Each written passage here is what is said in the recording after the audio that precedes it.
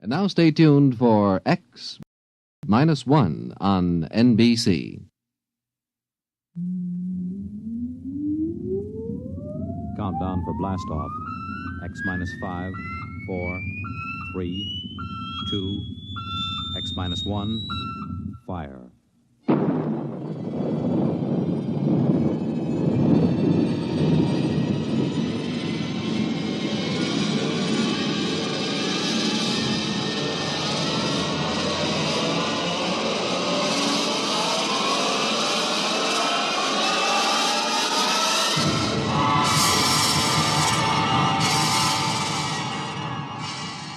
From the far horizons of the unknown come transcribed tales of new dimensions in time and space. These are stories of the future, adventures in which you'll live in a million, could be years, on 1,000 maybe worlds. The National Broadcasting Company, in cooperation with Galaxy Science Fiction Magazine, presents X minus 1.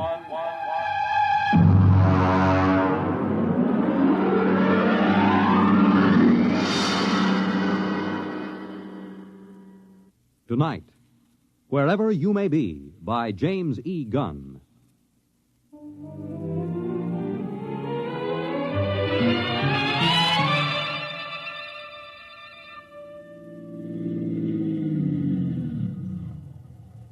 Hey, you.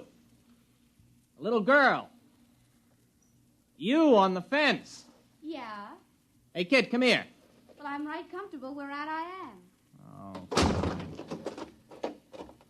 Listen, kid. Is there a service station on this road? Well, Merv Wheelock got a gas pump at the general store. Oh? How far is it? About 18 miles. Oh, that's a big help. Well, I don't know what else to expect in the middle of the Ozarks. You want me to help you, mister? No, just keep out of the way, kid. Ow! Well, there's nothing funny about that. You just gonna sit there and watch me sweat, kid? Oh, no. There'll be lots more to watch. Well, I don't know what's so amusing about watching a man change a flat tire. Ow! You sure you don't want me to help, mister? No, I'm perfectly capable of changing a tire by myself.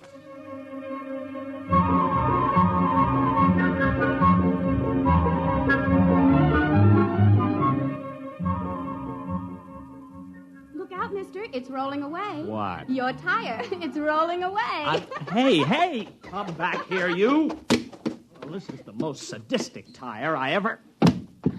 Now, stay put. Why don't you go home? Can't.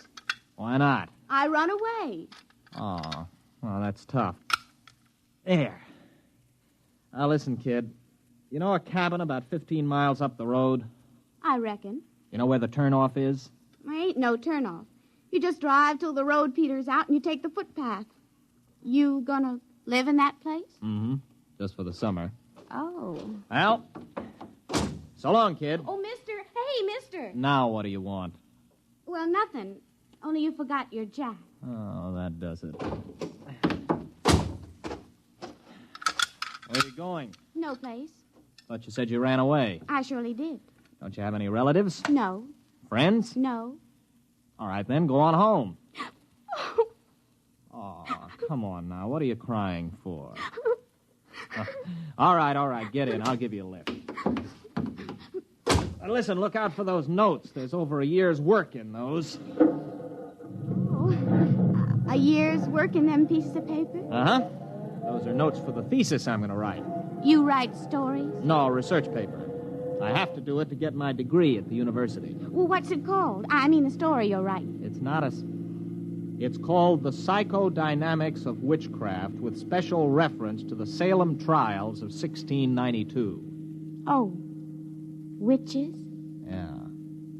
All right, where do you live, kid? Well, I can't go home. Pa'd beat me again. Oh, he'd pretty nigh skinned me alive, I guess. You mean he hit you? Little kid like you? Well, he don't use his fists. Not often. He uses his belt mostly. Look here. On my knee. See that black and blue mark? And this one? Never mind.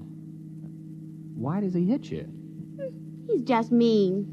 Well, he must have some reason. Oh, he wants me to catch some strong young fellow who'd do the work around the place. A gal don't bring in no money, he says. Leastwise, not a good one. You're much too young to get married. I'm 16. You don't look more than... Well, I don't know. Most girls my age got a couple of young ones. One, anyways. The way Pa carries on, you'd think I didn't want to get married. Now, it ain't my fault no fellow wants me. What seems to be the trouble? Mostly, I guess I'm just unlucky. One fella I went with pretty nearly a year. He busted his leg. Another nigh well drowned when he fell in the lake. Now, it don't seem right they should blame me, even though we did have words. Blame you? Well, they say it's courting disaster instead of a gal. Fellas just stop coming round. You married, Mr. Matthew Wright. No, I'm not married. Wright. Abigail Wright. That's right, Purdy. Abigail Wright? Oh, did I say that? Now, ain't that funny? My name's Jenkins.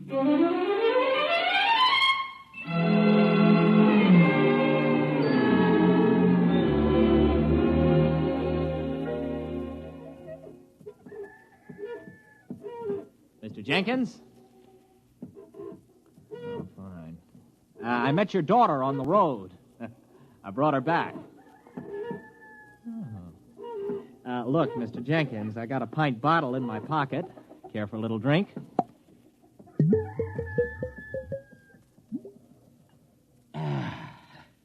Terrible week. Well, I'm sorry. I repeat, I brought your daughter back. Why?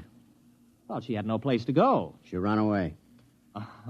Now, look, Mr. Jenkins, I realize that teenage daughters can be a nuisance, and after meeting your daughter, I can understand how you feel. Still in all, she is your daughter. Got my doubts. Now, Mr. Jenkins, your daughter may have given you good reason to lose your temper, but beating a child is never sound psychology. Beat her? You mean wallop her, whale her? Man, I never laid a hand to her. I dasn't. But she said... Come in here. Oh, now, Mr. Jenkins, I assure you... Come in the cabin. You look around this here room, mister. See them dishes all over the floor, those chairs all splintered like they was kindling, that table turned over bottom side topmost like a turtle on the road? You think I beat her? Well, the place is a shambles. I ain't saying Abby did it. But when she gets unhappy, things happen. Dishes come flying through the air. Funny things happen around Ab. Ever since she started filling out 5 or 6 years ago. Well, she's only 16. 16? Don't let on I told you, but she's past 18. There, you see? Well, it just fell off the shelf. Well, look, you're a city fella, passable looking. Why don't you take her with you? What? Oh, now, wait a minute, Mr. Jenkins. But she's right pretty when she fixes up, and she can cook right smart. Go on, take her. Well, you must be mad. You can't give a girl away like that. If you'll excuse me, I think I'd better be going. Nobody asked you to bring her back. The gal eats more than I do. Oh, now, look, here. Here's $10. Buy yourself a jug. Well, I'd like to, but I can't do it. It ain't worth it. You brought her back. You can take her away. Oh, here's 15. Well, I should know better.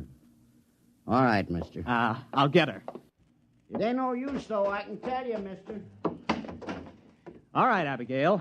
Get out of the car. You're home. But, Pa... Oh, he isn't mad at you. He's welcoming you back. Now, come on, get out. Dirty, nasty old man. Serving right off that bottle he's pulling busted right over his head. Goodbye, Abby. And remind me never to see you again.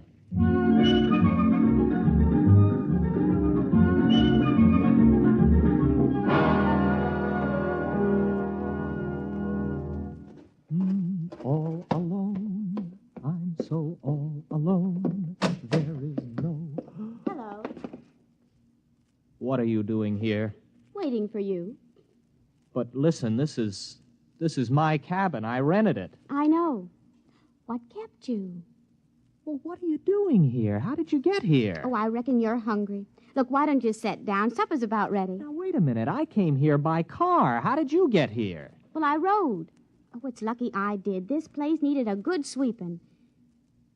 Is that your broom? I know. It was here in the cabin. Pa loaned me a mule. I let her go. She'll get home all right.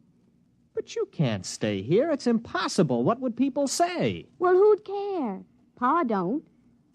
Oh, please, Mr. Wright, let me cook and clean for you. I won't be no trouble. Honest, I wouldn't. Oh, now look, Abby, you're a nice girl and I like you, but you'll just have to go back to your father. Do you understand? All right. What? What was that? What happened? Oh, look at that. The car. I must have left the brake off. You reckon it's hurt bad? Well, rolling down a 10-foot grade into a tree didn't help it any. Oh, well, I'm sorry, Mr. Wright. Are you? Well, anyway, it looks like you'll have to stay here tonight then, doesn't it? I reckon. I could have sworn I put that brake on. Listen, you're going back first thing in the morning. Oh, sure. Sure, Mr. Wright. I understand.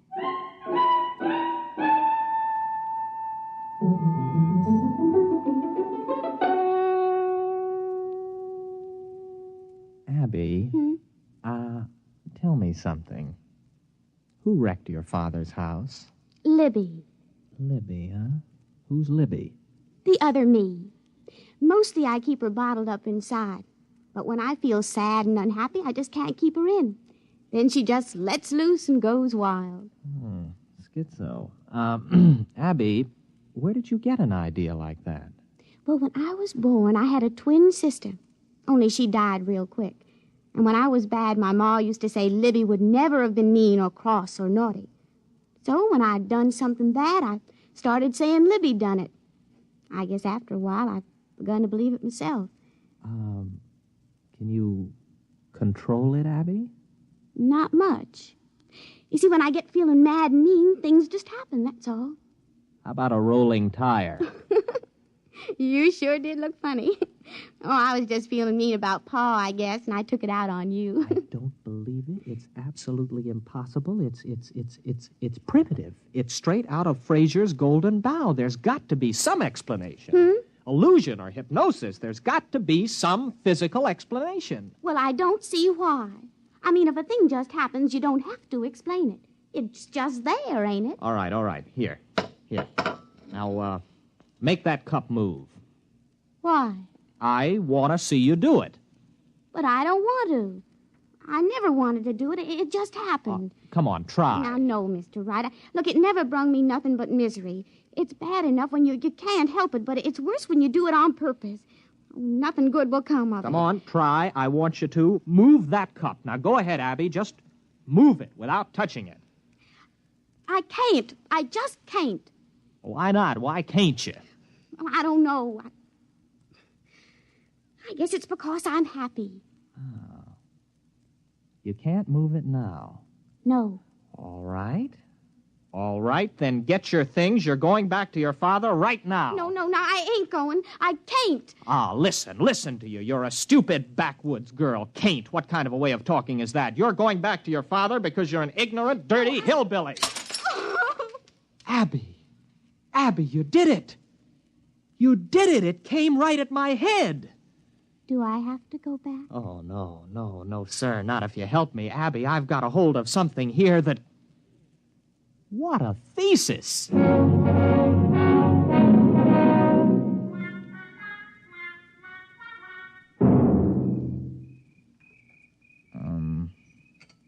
Abby? What's, courting like here in the hills?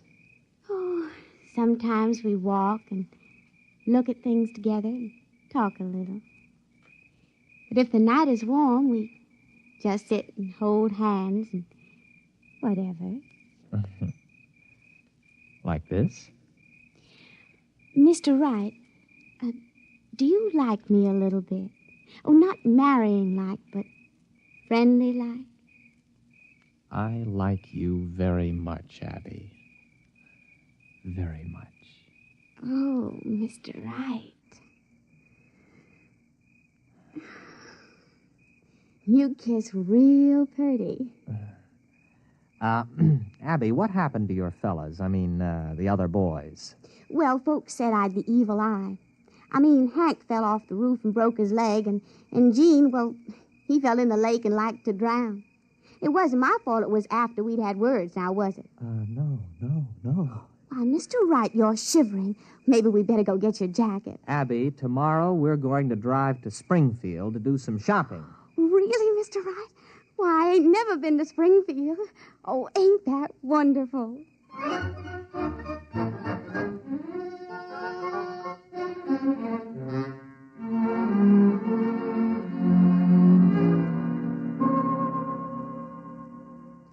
Mr. Wright. Huh. Are you happy, Abby?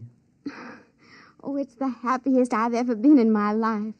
I mean, eating in a fancy restaurant and even dancing and all. And now us just sitting here together in the moonlight. I never thought anything like this would happen to me. Abby, I'm afraid maybe you don't understand. Well, what do you mean, Mr. Wright? Oh, you know that dress I bought you? That's for another girl. What? Oh, it's for another girl. I'm going to marry her. She's about your size, and I thought we could pick it out that way. Oh, no, Oh, Mr. Wright. Abby, wait a minute. Where are you going? Wait, I want to talk to you. No, I'm going to bed. Matthew Wright, you are a no-good, miserable cad.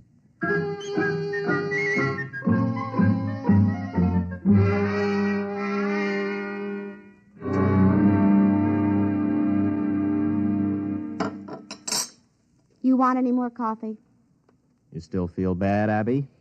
You want me to move that cup for you today? I can do it real good. How do you know? Well, I just got a feeling. Look. You can do it now? Sure, I guess. There, it's getting easier. Look, Abby, I want to get some things out of the car. I just happen to have them things for tests. There may be other powers. Well, I don't care much one way or the other, Mr. Wright. If it makes you happy, it's all right with me.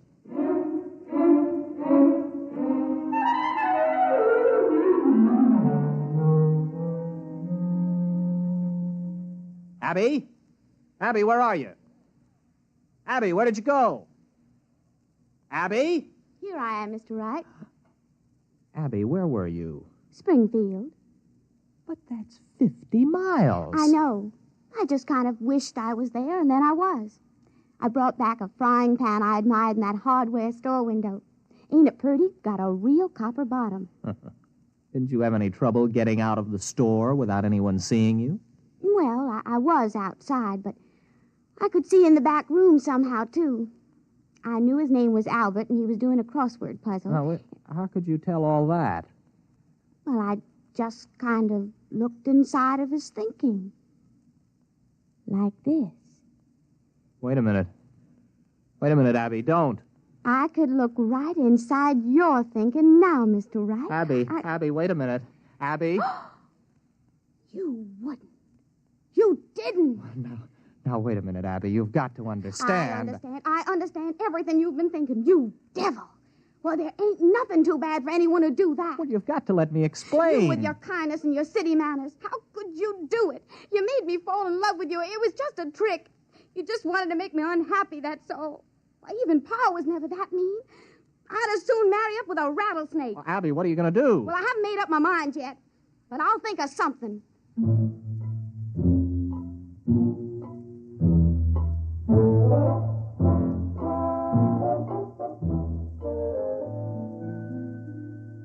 Well, I've got to think of some way out of it. She's in that other room thinking what to do to me. I've got to think of some way. No, it's no use. As soon as I think of it, she knows. Oh, got to keep my mind busy. Mary had a little lamb. Its fleece was white as maybe if I could get her father. No. If there are 2 outs and bases loaded, or men on first and second, and a ball is hit, which, in the opinion of the umpire, can be handled by an infielder, the infield fly rule shall be invoked, and the batter is called out. The base runners may advance at their own peril. Their peril. I've got to think. No, I mustn't think. Oh, no, she's absolutely certain now she can do anything she wants to. I've got to act on the spur of the moment, keep my mind crowded with something else. Oh, it's a lovely day. Breathes there a man with soul so dead. 'Twas brillig and the slithy toves did gyre and gimble in the wave. Froggy went a-courting, and he did ride, sword and pistol by his side, ring Tom Body Michicambo. Full fathom 5 my father lies, of his bones are coral made. Seabirds hourly toll his knell. Hark, I hear them, ding-dong dell. That's pretty. Abby! Where are we going? Oh, Abby. What are you doing here? I couldn't let you leave without me. I've got plans for you. Oh? Very interesting plans. But how could you tell I left? I was thinking all sorts of other things. Matt, you were thinking some of the cutest little rhymes. Oh, but that was on top. On top? Why, sure. Way underneath, I could hear plain what you were thinking about running away in this old car. Well, then why didn't you stop me? Conk out the motor or something. Oh, I didn't want to. I told you I could see way down underneath the top of your thinking. And you know what I found there? All the time, even when you were making me unhappy to test all them strange things I learned how to do, way down deep, you're in love with me. I am? Surely true. So, we're going to get married. Are we? There isn't much you can do about it now, is there? No. No, I suppose not, but... You know, it's a frightening thought getting married to you, Abby. A wife who can read your mind and all the rest. Oh, I wouldn't worry about it, darling. Why, I can only do those things when I'm downright miserable. Everything will be perfectly all right. Just as long as you keep me happy.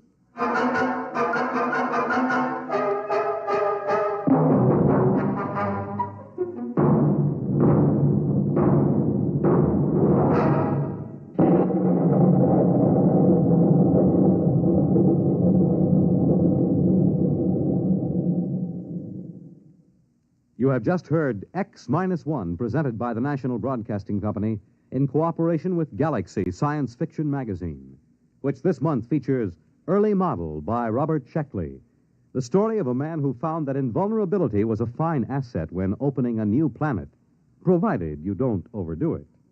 Galaxy Magazine, on your newsstand today. Tonight, by transcription, X-1 has brought you Wherever You May Be, a story from the pages of Galaxy written by James E. Gunn and adapted for radio by Ernest Kenoy. Featured in the cast were William Redfield, Patsy O'Shea, and Jack Orrison. Your announcer, Fred Collins. X-1 was directed by Daniel Sutter and is an NBC Radio Network production.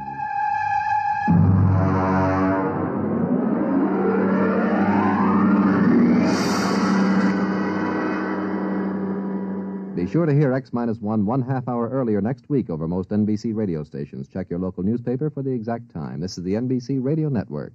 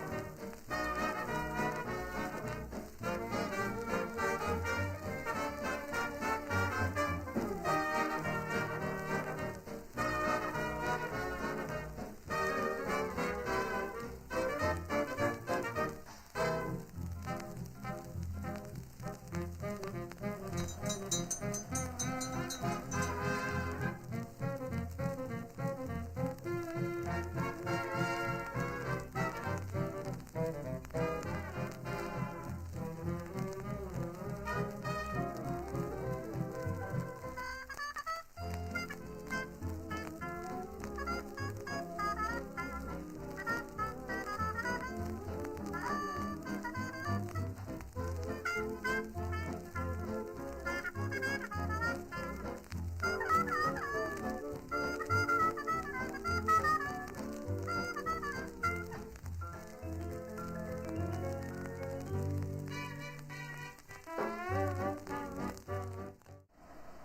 good morning. Am I glitchy this morning? I feel glitchy. Son of a glitch.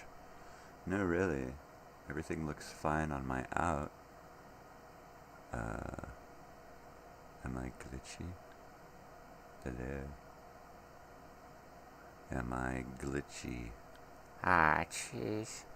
Would you stop that? Stop saying glitchy. I need a question mark there, y'all.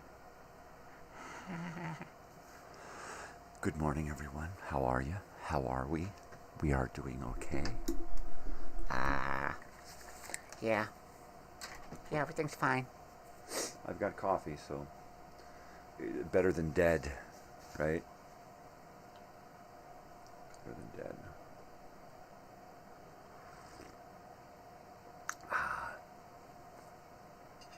Thursday. Good morning, it's Thursday. It's the 22nd of August. 2 days after my agedness day. Getting old. Yay! I think I've got a couple of more items to, 4 more items to upload for next week, and then next week's programming is done. So there's that at least. I'm working on X-1 for next month, and then I'll be uploading, or downloading rather, a bunch of movies, educational films to play around with for next month. Also next month, I will be digitizing more of my family audio and video, and creating more concert videos, more original content, kind of going back to the basics. I'll probably continue a lot of this peripheral video posting here, you know, with the educational films and old-time radio and whatnot. I like it. That was a mustache hair. Those guys are like fish bones sometimes, right? Geez, you ever have one of them? Well, you gotta have a mustache first. Or maybe you got a boyfriend's mustache hair stuck in the back of your throat. Yeah. No, it's horrible. It's the hoedown of the reblays. They call it horrible. Yeah, the reblays that come in, they do the hoedown. Yeah, we the reblays, we're rebling. Shut the hell up. I can't. It's morning time, and once my mouth starts working, it's hard to stop. That's why I don't make my wife suffer with this. She used to have to suffer with this, right? I get up in the morning, and we'd sit and have coffee, and I'd just be, and she would literally turn to me and say, "Why do you talk so much?" Porque hablas mucho. Because if I don't, then it just rattles around up here. She didn't get it. Now she gets it. Now that she doesn't have to listen to it, she gets what this therapy does for me. What it does for her, right? Heavy stuff.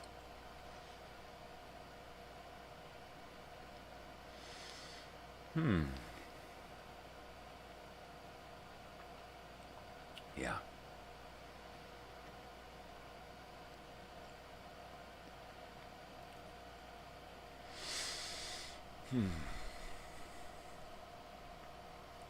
So,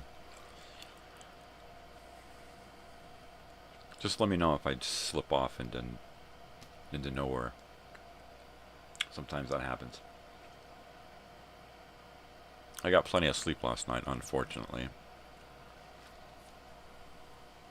It's not going to be like that tonight if I don't get some more marijuana. I'm running low. And It ain't just the sleep, it's mostly the pain. And if I got to deal with pain, then it could go one of two ways. I could either be in excruciating pain for hours, or it builds, the pain level builds up so high, so fast, that it, my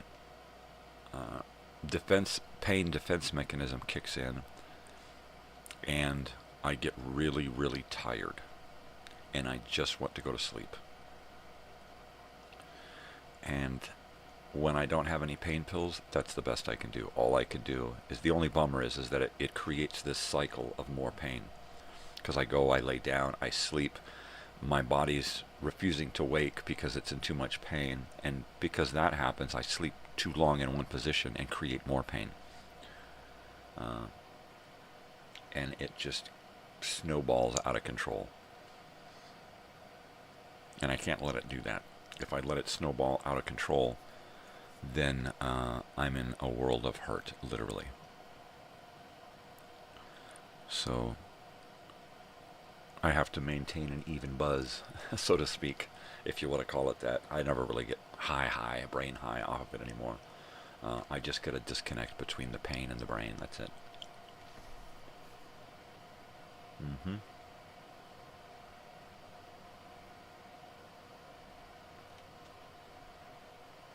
Mm-hmm. Michael Shara. Hmm.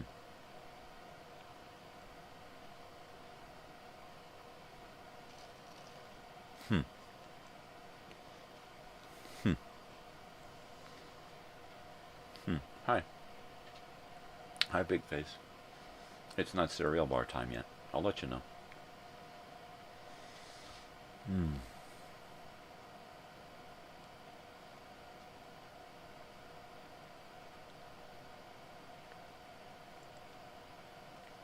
Oh, Lord. Hmm.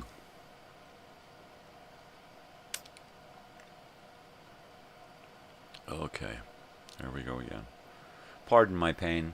I keep going off into space. It's just like how the Calgon bubbles Calgon, take me away. Yeah, that's what the pain does. It just takes me right the fuck out of here. Hi, Bessie. You'll have to wait. I'm not ready. I'm not ready.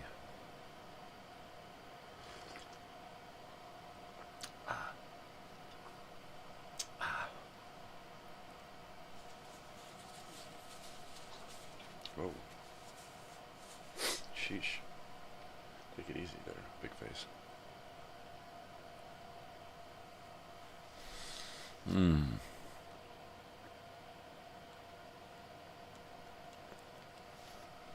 So let's see, my wife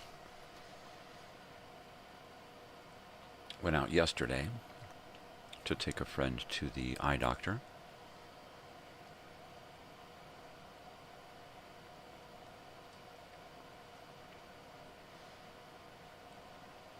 Friends shouldn't have to worry about paying friends back, right? It's just it's not an issue with me. Well, monetarily, that is, right? Well, that's not the kind of payback that I look for when I help a friend. You know, if you're just helping a friend, take us over to the store, you know, it's like, yeah, it ain't costing me nothing extra, you know. Yeah, you want a couple of bucks in the tank, that's fine, but don't think that you got to pay for my time and energy and all that shit and buy me dinner. You know, if I help you out in a way that is supposed to help you to help yourself and you don't help yourself, well then that's like a knife in me, you know. That's a bummer. And if you think that it's about money and paying me back money, then you got your head up your ass.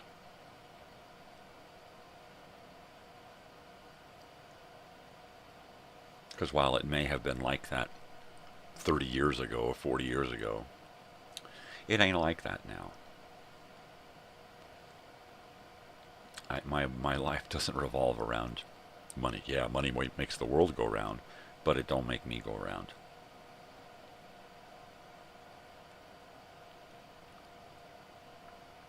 I decided a few years back that I'm not going to live by the bottom line. I'm not going to live my life and let it be determined by how much money I'm bringing in. You know, bring them in. Yeah, I'm just not going there anymore. I got to go out and work. I'll go out and work. Bring home the money, throw it in the bank account. Spend it, save it. It don't matter to me. I'm not going to be around as long as the fucking money. The money's going to last longer than me. I got money in my fucking wallet that's been around since before me. You know? This shit's going to be around after I'm gone. Money problems are always going to be there. Am I going to let them rule my fucking life? No. I'd literally rather live in a ditch than have to suffer with the fucking stress and agony of having to count out fucking pieces of paper to somebody every fucking month, you know? It's fucking bullshit is what it is.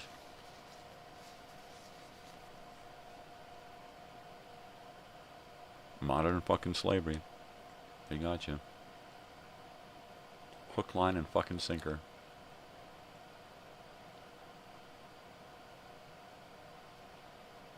As soon as you're born and they tack that fucking social security number on your ass, you're fucked. That's your slave identification number right there. I was so close to not doing that for my daughter. She would be the anti-citizen, right?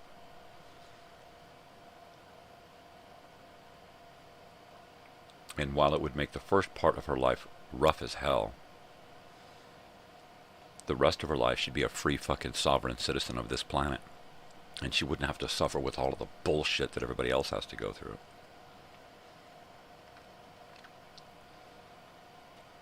But, you know, what are you going to do? What are you going to fucking do?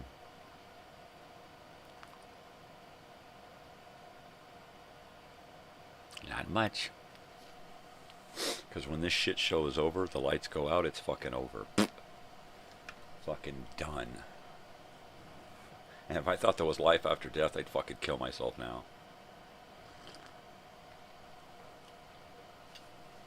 Man. It doesn't work that way. You can't kill yourself, because if you kill yourself, you can't go to heaven. Well, you gotta fucking believe in heaven, right?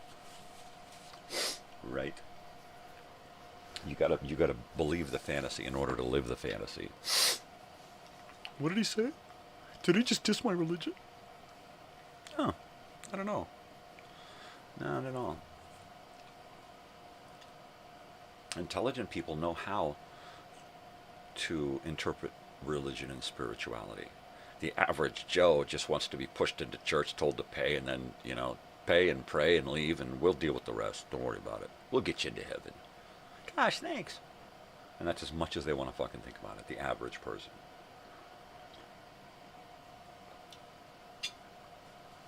The average person was forced to read the Bible as a child, or forced into their religion as a child, and learn everything. And does it really mean anything? Like, does your high school diploma mean anything to you because you were forced to learn it? Or it's just something you have to have. In order to be a good person, you have to have this. You gotta have politics. You gotta have religion. You gotta have book learning. You gotta have a job. You gotta be a slave. You gotta do all this, right? That ain't what humanity is all about. That's what the powers that be want you to think. You know, the slave drivers, the slave owners. If you don't think you're a slave, you're a slave. There's no way I'm a slave. Yes way.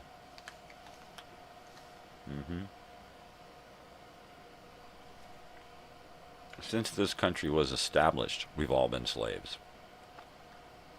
Right? It became mainstream when they abolished slavery. Slavery was never abolished. It was just semi-lifted from one people's and then spread out between everybody else, right? What do you think credit is? As soon as you buy something on credit, you're a fucking slave. Big time. When you're expecting to get a Christmas bonus every year? Where's my Christmas bonus? How come it's not as big as... You're a fucking slave.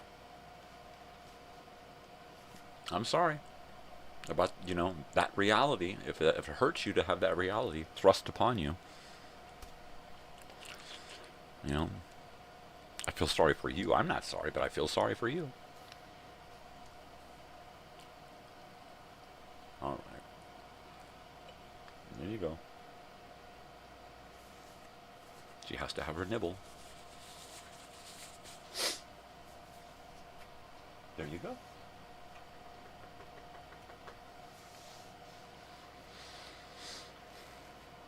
Are you kidding? I'm a fucking slave. We're all fucking slaves.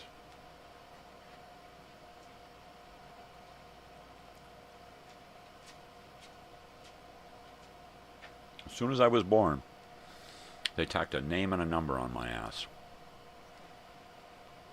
Mm-hmm.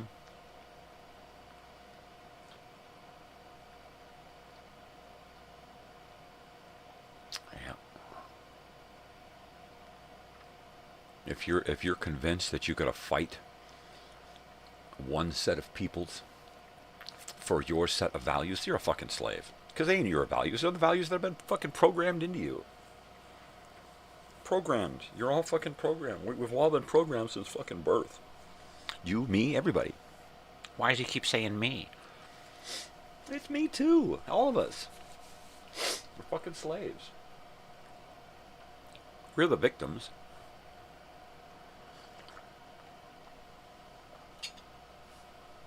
Fucking slaves. And then, if they don't get you with religion, they get you with politics.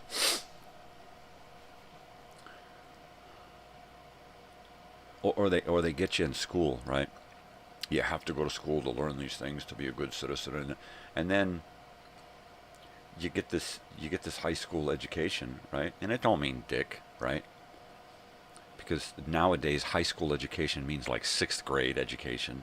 You look at a test from somebody, a school academic test from high school, a senior's test back 100 years ago, right? The shit that they had to know was a lot, right? And you look at and then you look at that, take that same test, and well, where does that test? You gotta go into college and high school, college and university to get that much education out. You know, we should be learning that shit in junior high. We should be graduating, and then high school. They waste so much fucking time on bullshit in school. You can get all of your schooling done before you're fucking 16, and then spend a couple of years learning a trade or going to, you know, college or something. But no, they just want to turn out idiots who don't question authority, who just do whatever they're told to fucking do. And oh yeah, keep fucking swiping. Be sure to get the app. Oh, I'm so fucking sick of app-based fucking bullshit. App-based this, app that, app this.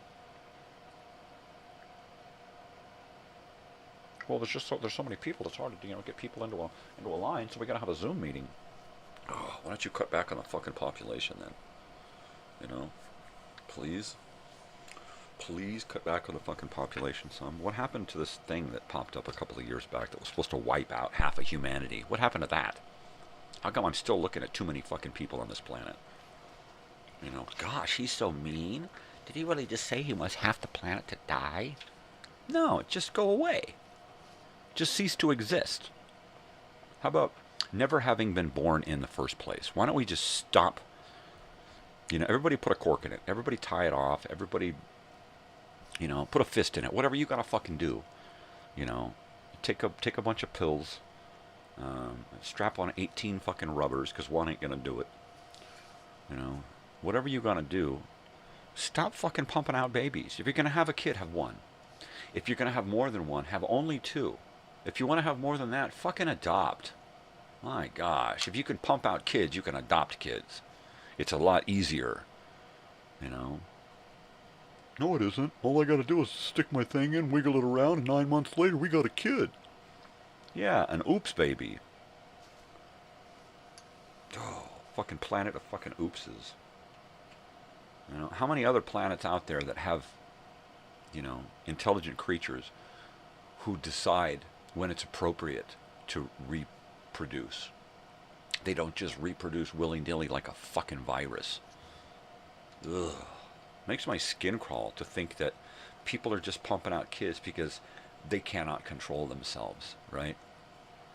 Does that make humanity look good? No. 10 welfare babies, so she ain't got to lift her ass off the fucking couch. You know? He's going to put his dick in everything and make 20 fucking kids and never fucking even get to know one of them. That's fucking stupid. Yay, humanity. Yay. Fucking morons. Fucking morons. You want to have children, plan it. Have a fucking reason. Don't just pump out 4 kids and then give them all fucking screens and then go about your business and try to find a new fucking baby daddy, you know.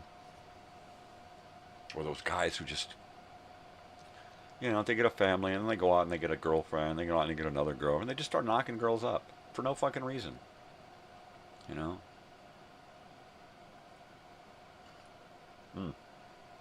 And what's even worse are those people, affluent people, who decide that they want to fill the world with a bunch of copies of them. So they have their 18 and counting, you know, and they they make the rest of the world suffer so that these people can pump out a bunch of fucking idiots who are then going to, in turn, pump out a bunch more fucking mouth-breathing, slack-jawed fucking morons, right?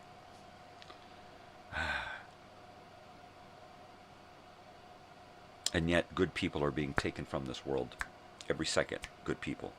Meanwhile, horrible, horrifically stupid fucking morons are catered to. Like they're special. Yeah, they're fucking special, alright. Fucking special. Everybody's special now. Well, if everybody's special, then nobody's fucking special. And if nobody's fucking special, yeah, what the fuck? Idiots. Fucking idiots. Throwback. There should be Throw Up Thursday. Because, man, thinking about humanity, it just makes me want to hurl.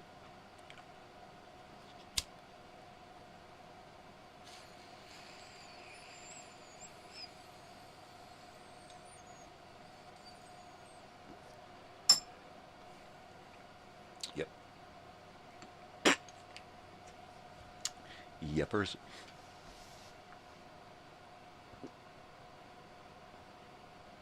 I'm going to heat up my coffee. Because I can do that. So if there's anybody there, hi, good morning. Have you got something to say? Say it, damn it. If not, just hang out. I'll say plenty enough for the both of us.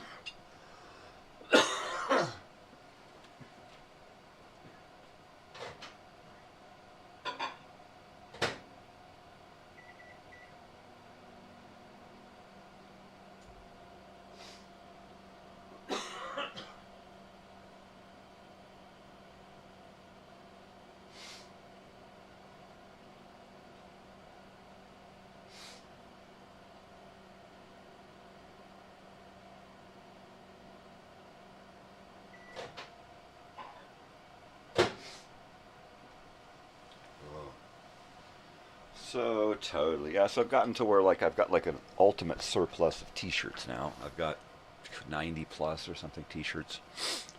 I can never get an accurate count because there's always a couple hiding somewhere. There's some in the laundry, and maybe have one tucked in a to-go bag somewhere for leaving town or something. So it's quite often hard to find the accurate count, but it's got to be around 90 plus or minus, right? So. Let's see, it increased the other day when we went and saw Killers, and I got a really killer shirt. It'll, of course, go up again Saturday when I probably will get an ELO t-shirt. And perhaps more paraphernalia. I know that shit's fucking expensive. The shirts went from like $35, now they're up to like $45, $50 just for a regular t-shirt. $60, $65, $70 for a hoodie. $30, $35 for a hat. I try to, when it's a smaller group, right? Like the Gully Boys or Starcrawler or the Velveteers, Big Sandy,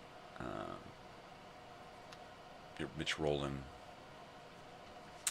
Harris Harper. I try to get stuff from those artists where they really rely on the merchandise sales, right? So I try to get more from those groups than I do from like the big name groups, even though I want to wear their logos and stuff and say, look, ELO, woo, look, Led Zeppelin. I don't have the money for their expensive stuff, because their stuff will be, $10 to $20 more expensive, right? And it's like, they don't need that extra money. They don't need any extra money from me. They gouged me enough for the tickets and for the one t-shirt. Parking. It's always something. So, but I'll probably get a t-shirt or two and maybe a hat. Because you only live once, literally. That's it. That's it. Once the lights go out, the party's over, baby. So have fun while you can. I like the t-shirts because, like these shows and the videos that I create and stuff, it's all pretty much for my daughter, so that when I'm gone, she's got something left of me. So the t-shirts are the same thing. Those are all her t-shirts. At some point, they're all going to get cataloged and categorized and cogitated upon. And I want to get one of those vacuum seal things so I can put, a dozen t-shirts into a bag and compress it down and seal it up nice and snug, And she's promised that when I'm gone, those t-shirts will remain with her, and she will wear them to bed at night because they're large and extra large, right? So they'll become her night shirts. And the only stipulation is that she keeps them. They're hers. She keeps them. She keeps those things which meant a lot to me that I wore on my body with me, right? The things that hugged me every day, these shirts. And she's going to take them and keep them, and she's going to wear them. And when she puts those shirts on, it'll be like me hugging her, right? There you go. So I'm not going to leave fame and fortune. I'm not going to leave a giant will that's going to have to be read for 3 days. It ain't in the cards. Sure, I'd like to be a billionaire and leave my kid a bunch of money, and then what? Then she sits on that money and then bequeaths it to her issue? Nah, come on. Really? That's what you're going to do for your kids? Bequeath them some money so they never have to learn anything or do anything for themselves? Nah. My daughter asked me for something, help. The first thing I do is say, okay, this is what we need to get started. And then I come along and I help her to finish it for herself. I don't fucking do shit for my daughter anymore. It's important that she does shit for herself.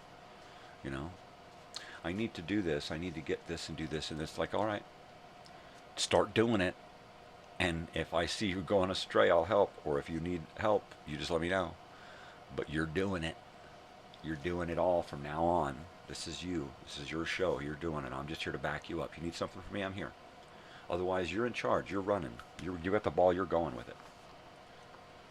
And that's the way it is now. Just the same thing with my wife. Look, you're in charge.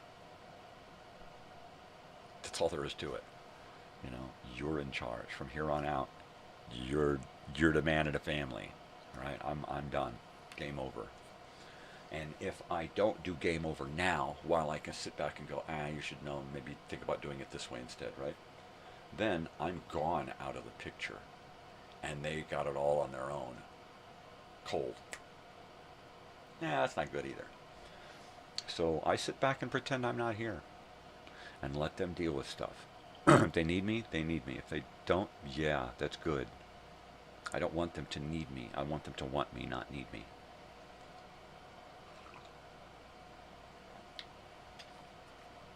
You know, I need them to need me that way. For their own good. Right? You have to be able to do things without me. You just have to. You guys are you're gonna have to do that alone. You know, figure it out. Because in the long run, I'm not gonna be there to deal with any part of that later down the road. So it needs to be in your name. It needs to have your passwords, that kind of stuff. Keep me uninvolved. Let me know what I need to do. That's it. That's where I'm at now.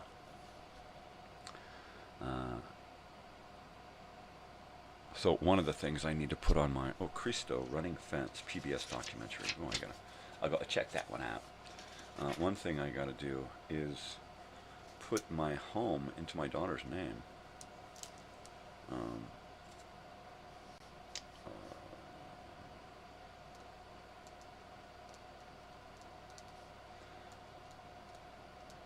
Put her on the title. Tittle. Tittle. Title, not tittle. It rhymes with little. It's tittle. She's almost 20, so it's time I put her on our paperwork. If she had her damn license, I'd put all the cars in her name as well. And you have to remember that because of California probate, you have to put on your information your name or your wife's name. The important word is or. Okay, don't write and. If you put and, then you both have to be alive and breathing to sell this vehicle, right? Never put and, put or. If you're married to someone where you don't trust them and you have to write and, we both have to be there to sell this vehicle because I don't trust that you won't want to run off to Vegas and spend all the money and then sell the car to try to recoup. Well, if you're married to that person, that's your fucking problem, all right? But you should not have everything in both your names as an and. It needs to be or. So either one of you wind up in the hospital in a fucking coma, she needs to pay for a lawyer to get that son of a bitch who ran you off the road.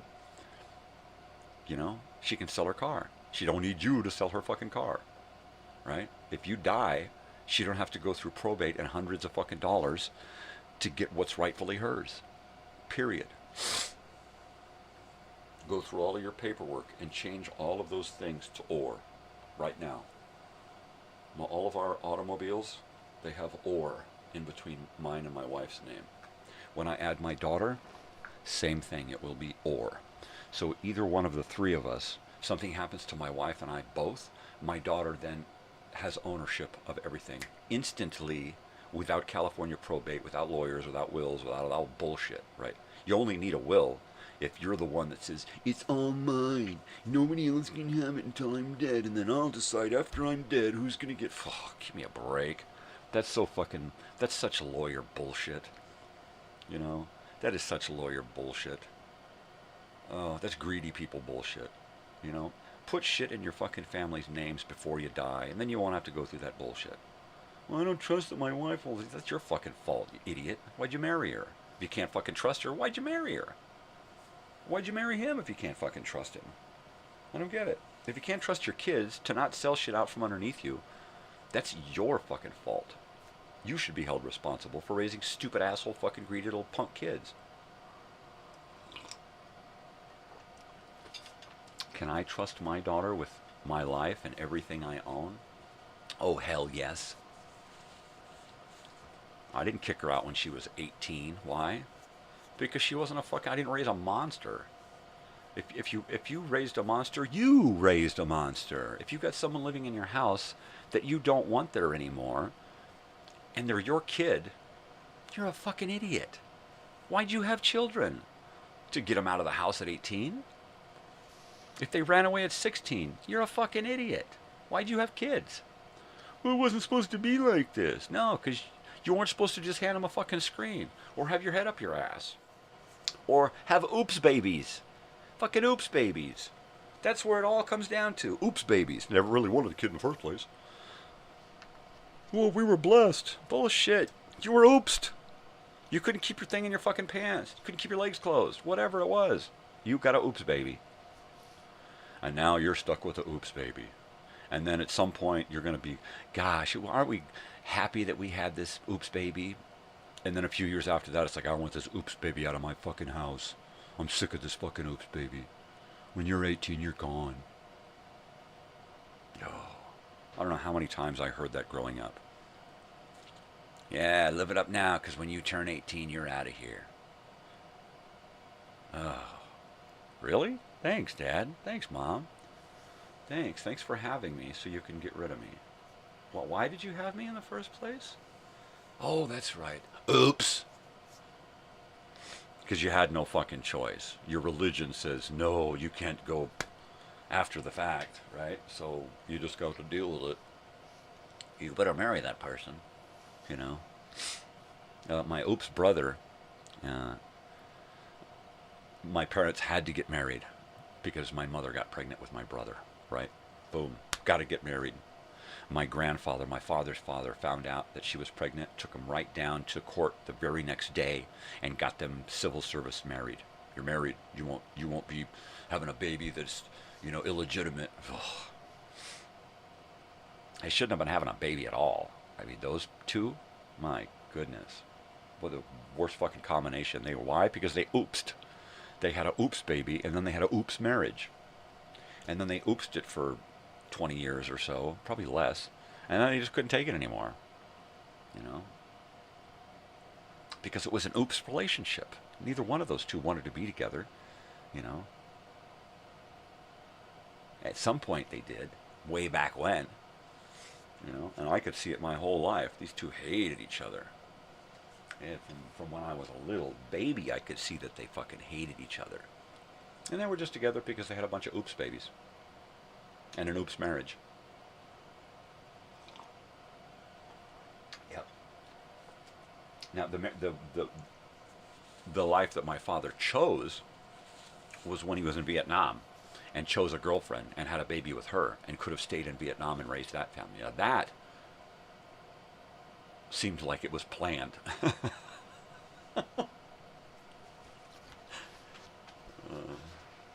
But he came back to the oops family. We're the oopses of California. The oopses, 7 families. And don't forget the oopses of California. Yep. Throwback Thursday. More like throw up Thursday. Yeah, I mean, I could tell you horror stories about my existence here on this fucking planet. So what happens when you're an oops baby? I mean, I'm like the poster child for oops babies, right? So the only thing that I could say positive about me being born and having spent this many years on this planet as a human, right, is not that I was born because I was planned, because I wasn't. I was an oops baby, and probably a horrible oops at that, right? So the only thing good to come out of me being an oops baby is my planned daughter. That's it, right? So I went from probably generations of oopses, right? Generation after generation of, shit. You're pregnant? Geez, right? So we went from generations and generations of oopses to where I have an actual planned daughter, right? Her sister, who died during pregnancy, right? After an auto accident. She was planned as well. They were both planned. Her dying was not planned, of course, but her birth was planned. Her life was planned.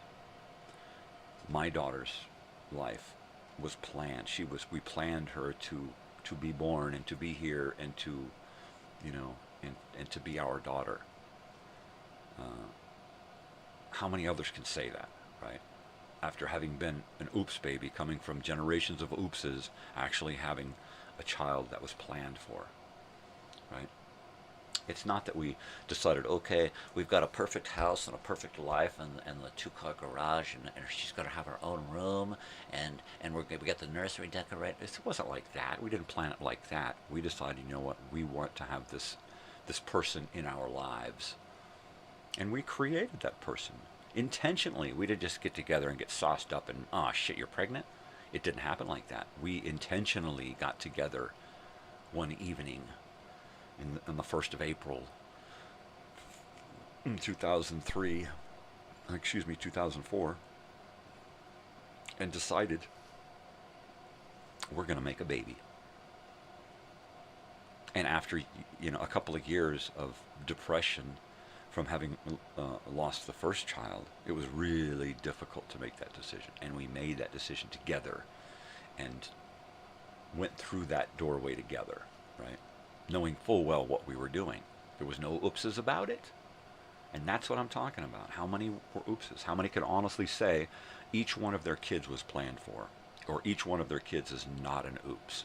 Well, it's not an oops because I love my children. And I guess, you know what, look at it, step back and look at it objectively. Take your fucking emotions out of the goddamn picture for a second and look and think, well, yeah, you're right. I have made a couple of oops babies.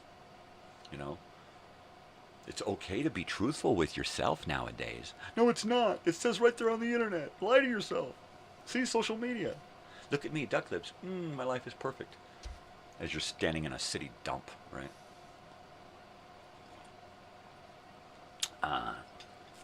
So really, honestly, be truthful. How many can actually say each one of their kids was planned for and not an oops? I mean, even most religious, highly religious families have oops babies, but they call them blessings, right? We were blessed. No, you just couldn't keep your legs closed, and you're always horny, right? And you're going to give it up to God.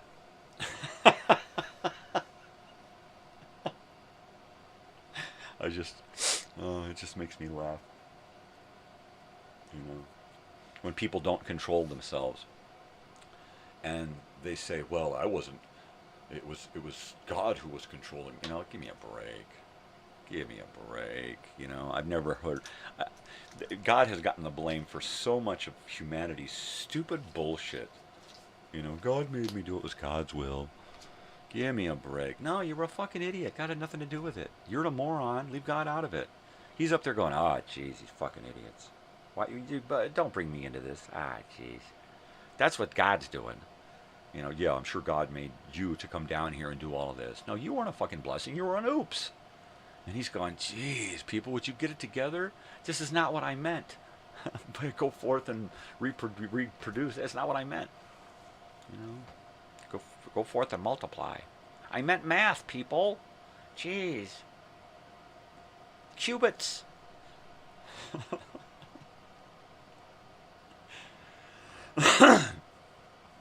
For the love of Pete.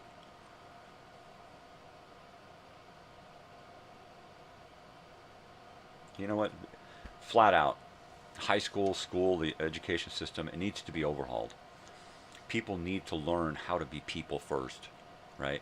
And they'll learn all of that bullshit later, right?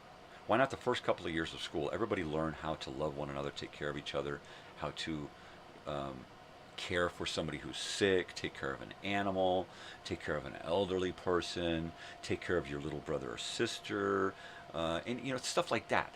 How to good hygiene, right? All of these things that always come secondary. They need to come first and foremost. And then after that, sure, while we're learning our ABCs and 1, 2, 3s and how to read and write and arithmetic, all that, we need to be learning the basics, right? Everything I needed to know, I learned in kindergarten. Let's go back there, right? Let's get to, by the time we get to high school, right, we are preparing for college, or we're finishing off our high school in the last 2 years with a trade, right? It's like they don't offer the trade in your high school, get accepted to a trade at another high school, and we'll bus you. Or we'll put you up over there for a couple of years while you learn that trade, and then you come home, ta-da, I'm super welder, I'm super mechanic, I'm the electronics engineer, whatever. But people don't want to graduate from high school because they're going to graduate so they can go work at McDonald's. That's basically what it is. If you don't go to college, and then if you go to college, then what? Should have gone to university. No, it needs to be overhauled so that we put out productive people, intelligent people, you know, who can cogitate, you know, a decision between this candidate or that one. You know, if we had smart people, we wouldn't have candidates like this. We'd have intelligent people in politics, because we wouldn't allow idiots up there, right? But we're so fucking stupid that we allow idiots to govern us, right? Let the idiots, the stupid govern the stupid. The blind lead the blind. That's what it is. You know, they don't want smart people.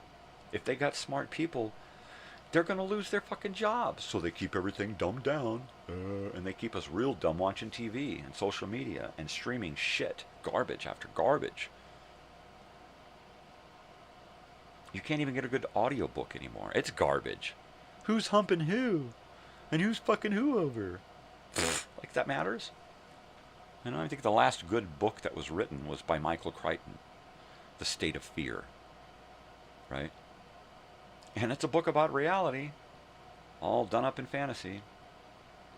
But if you ever want to check out a book that's going to change your way of thinking about the world, Michael Crichton, State of Fear. And of course it was just hushed and covered up, and they'll make every other one of his books into a fucking movie. But, in fact, including one about a gorilla. But will they take the best thing he's written, the most informative, the most jaw-dropping? No, because it's too real, and there's way too much reality. If they'd have released that, you know, 10, 20 years ago when it came out, it might have become a movie, and it might have actually gotten into people's heads, right? You know, I'm sure the powers of be decided that you know what, we should hush this book. Shh. He's getting a little too close to the truth this time. Shh. Shut up, Michael Crichton. Yeah.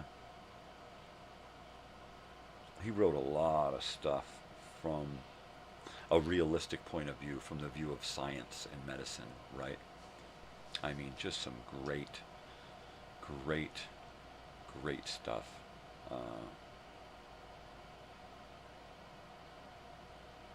Yeah, let me just pull up Michael Crichton here. I think one of the movies that I remember the most was, Coma, right? That's a great one. Michael Douglas. What's that other one? Future World. Westworld. That's a Michael Crichton. The one with the gorilla, right? Amy the gorilla that has the device on her hands so that she can speak sign language and you can hear her talking, right? Amy hungry, right? That's another good one. So let's pull up Michael Crichton here, and we will see Michael Crichton, and he's got a lot of books.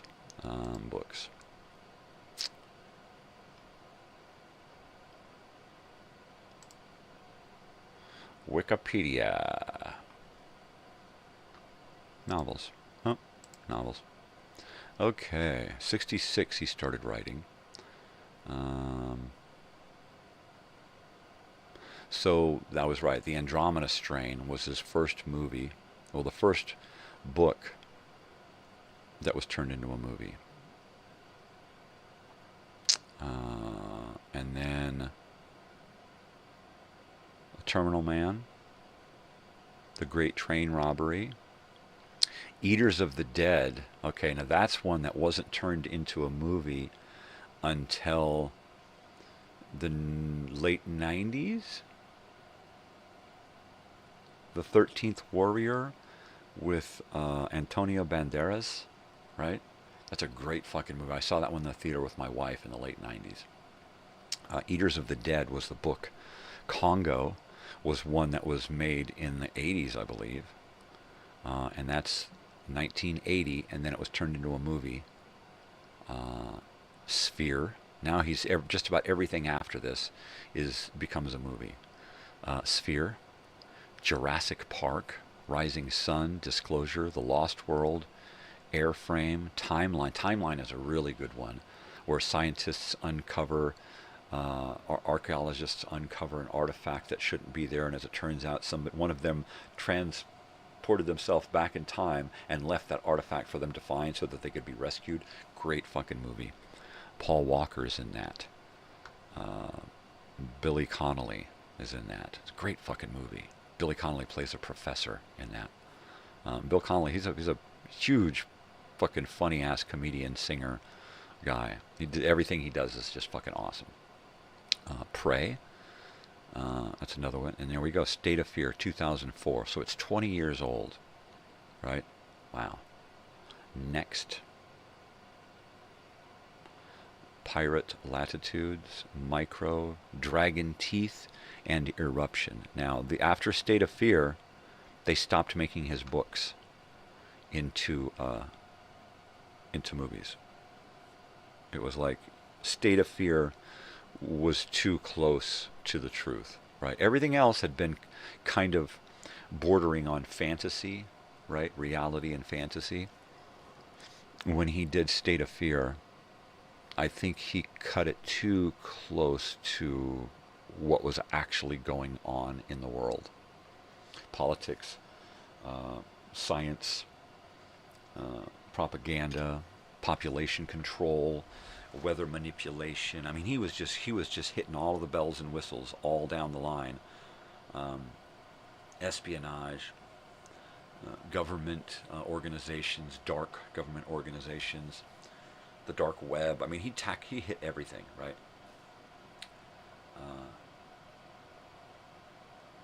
Just outstanding writing. And I just found the book, the audio book, like on 6 or 8 CD files.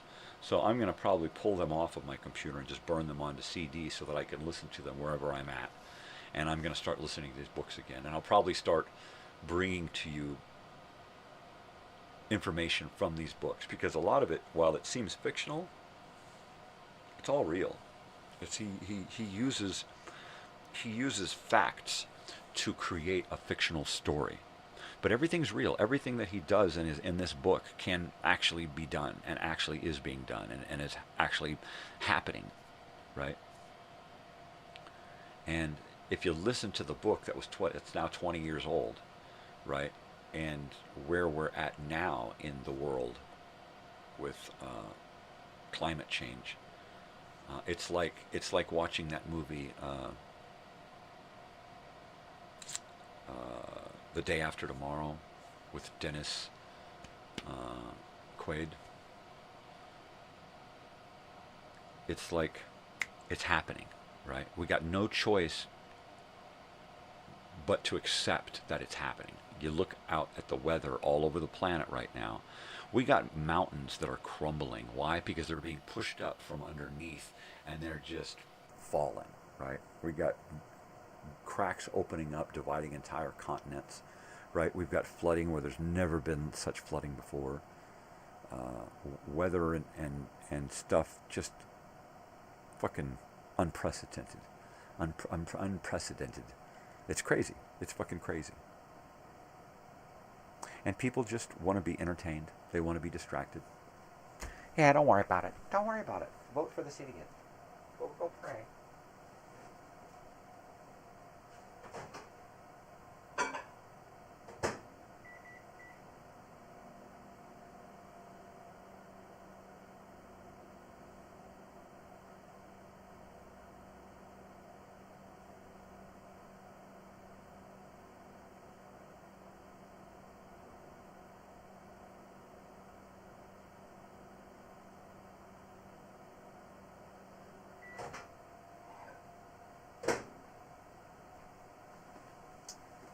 Yeah, humans just want to have fun, and the only way they can have fun, really, truly, to have fun, is to be a slave, right? You have to be a slave. you have to subscribe to slavery and the idea of being a slave so that you can get your 2 weeks vacation, paid vacation every year, right? And then for those 2 weeks, you're not a slave. Well, you are, but you're not a slave to your boss. You're a slave to, the airport and your creditors. I mean, it don't matter what goes on in your life. And even if you don't think you're a slave, you're a slave. Even if you figured out a way to not be a slave, like, that's what I'm trying to do. I'm still a slave, and I'm going to go to my grave being fucking shackled, right? Because that's the way they've got it set up. You got no choice,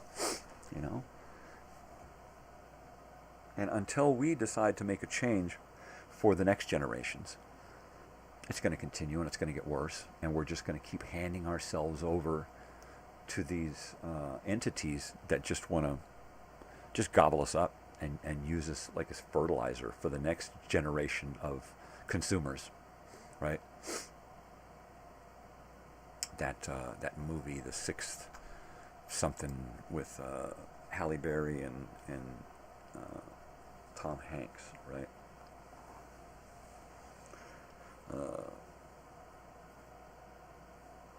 Yeah, the one with the different alternate universes that are the same universe, but it's different times throughout the same timeline.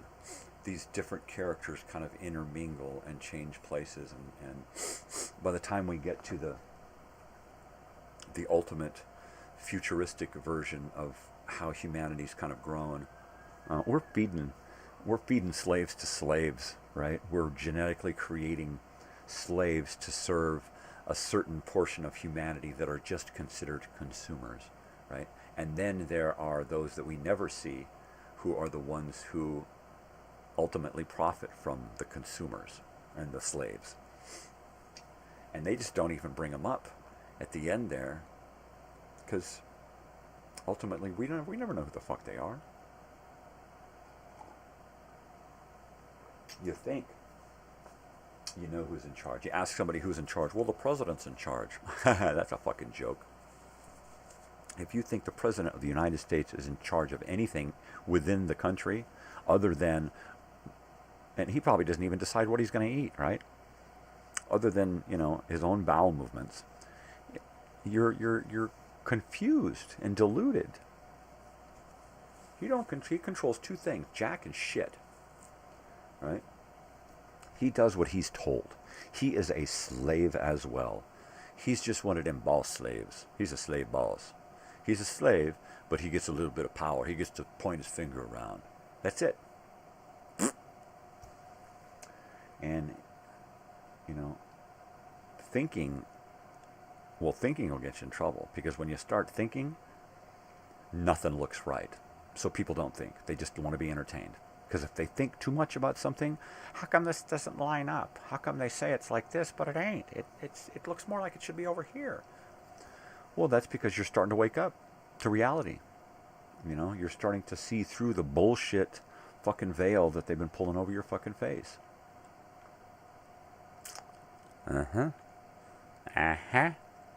Looks like I got about 45 minutes and I gotta wake up my wife. I'm telling you.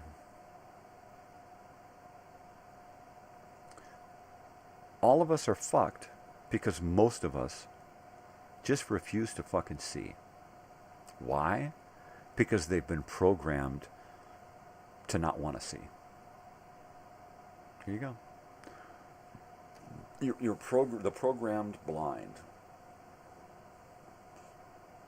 It's right in front of your face, and it's right there, and you see something completely different than reality. Why? Because you've been programmed to see this.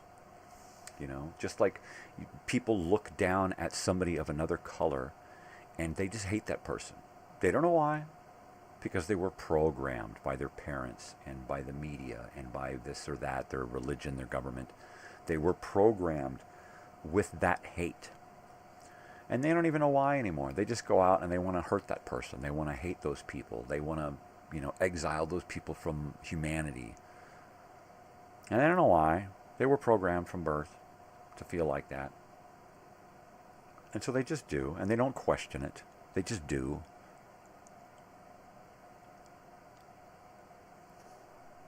We have such a huge portion of humanity right now that really just isn't worth the oxygen they breathe, right? And yet we have to give up natural resources to them and their 20 issue because they can't keep their legs closed either, right? Not only are they fucking idiots, but they're breeding like fucking rabbits, right? And so you got all these idiots, and what do? They call them constituents, voters. Yeah, we need more idiots, more voters, right? Because we can sway those idiots one way or the other.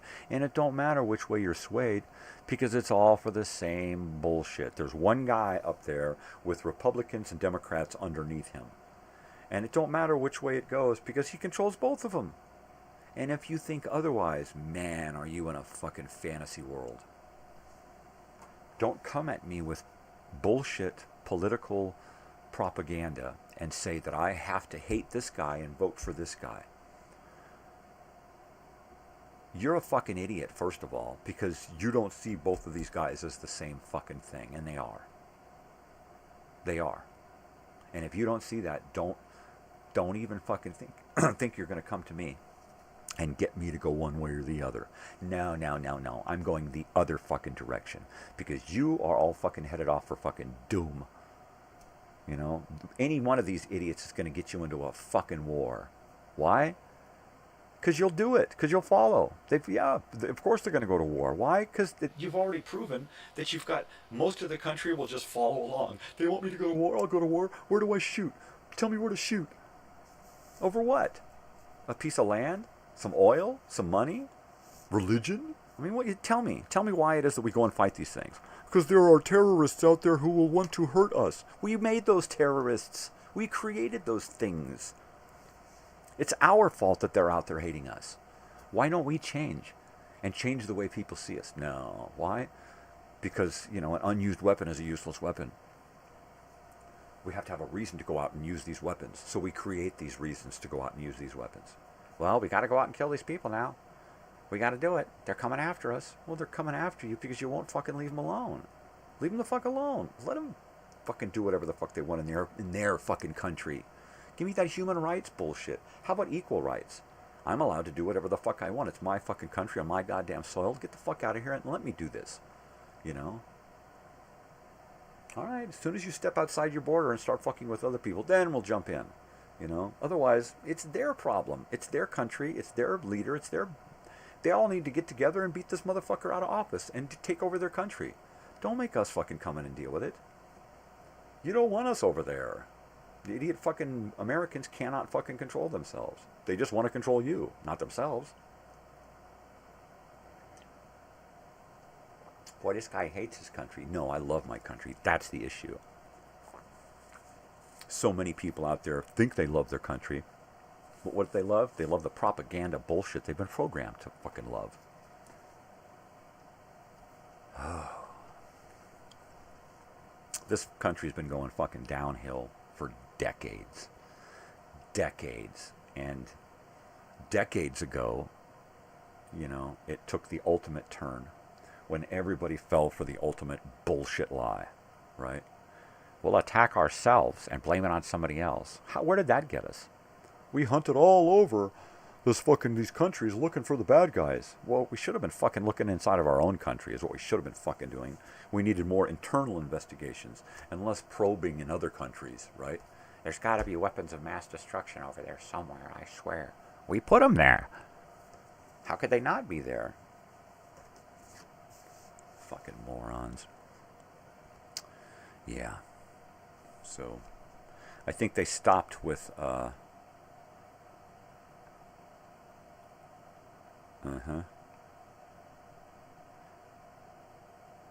Yeah.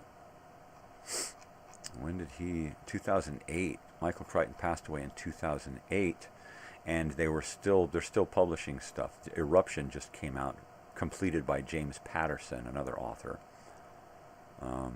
2011, Micro came out, completed by Richard Preston, right?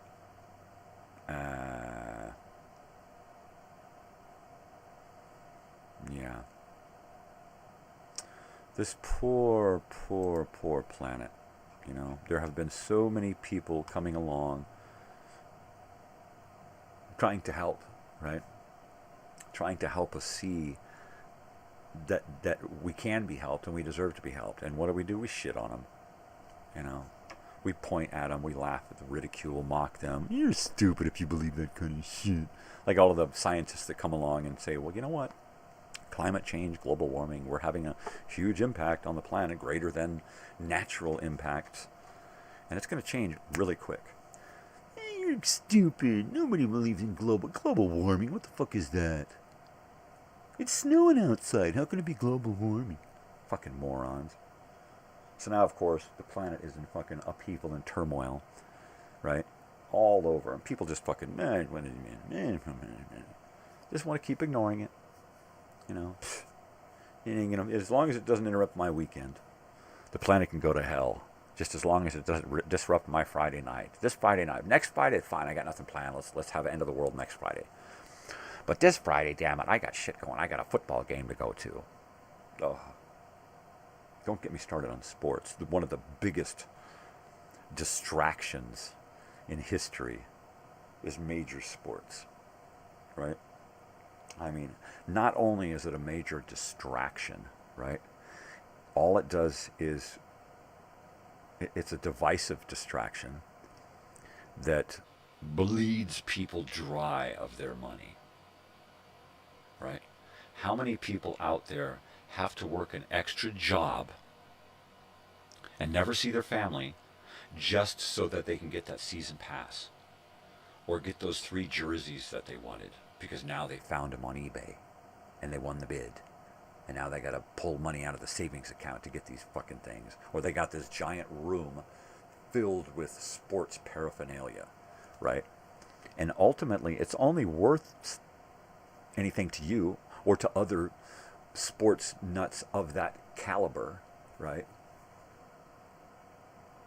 So you pretty much have spent your entire life savings on a room that only means something to you, right? Gee, look around me. What does that mean? Yeah, that's why I have this room. It doesn't just mean something to me. It means something to my family, my wife, my daughter. This is where we hang out. This is where, you know, these records, they all go to my daughter as well when I'm gone. She gets records and t-shirts and lots of photographs and videos. I would rather she have that. I'm sure she would rather she have that than, you know, being bequeathed a bunch of this and now she can just sit there for the rest of her life and not do anything. I'm good. I'm taken care of now. I don't have to do anything. My daddy willed me a bunch of money. Now I can just sit here and be lazy and go party. Yeah. Yeah. You know, even if I was rich, it's going to get dribble out to her a little bit at a time after I'm gone. You know, just dump all that money on somebody and walk away. You know? Nah. Anyway, I don't know what the fuck I know that Michael Crichton is missed by me big time. And, yeah, I mean, the fact that so many of his where's Coma?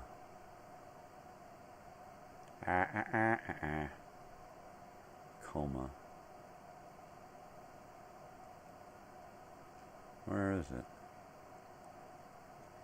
I swear that was that a short story?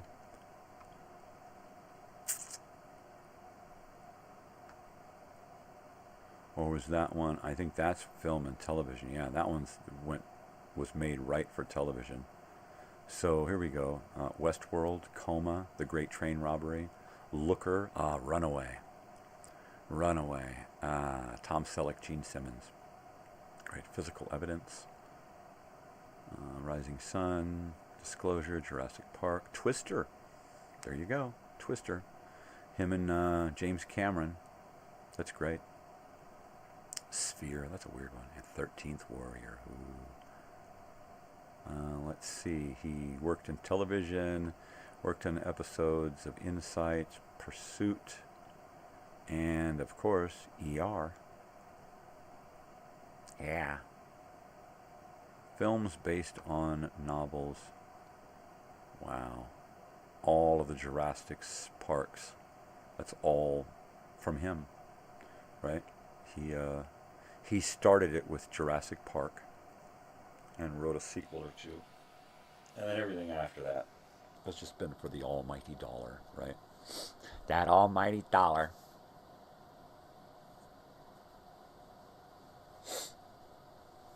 I think he was in medicine, wasn't he? I think he went to medical school.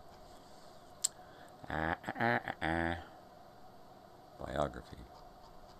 Biography. Biography. Biography. Biography. Biography.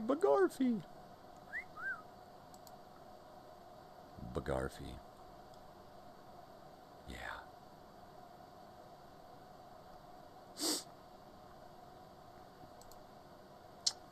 Good stuff. You get a chance.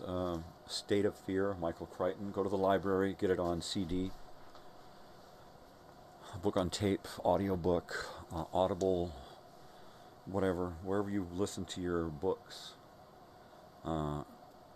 Michael Crichton's State of Fear. You will not be sorry. Duma Beach by Stephen King. That's a good one. Duma Beach, I think that's what it is. That's a good one. Dragon Tears by, what's his name? That guy, right? Dean Koontz. Dean Koontz. Kind of a Stephen King-ish. Really in his own right, though. He's Dean Koontz. He writes a lot about golden retrievers. There's always a golden retriever in one of his books, right? In Dragon Tears, the golden retriever actually has his own chapters, right? Little short chapters of the dog's interpretation of what's going on. Very cool. Dragon Tears, Dean Koontz. That's another one, good one from the 90s, I think.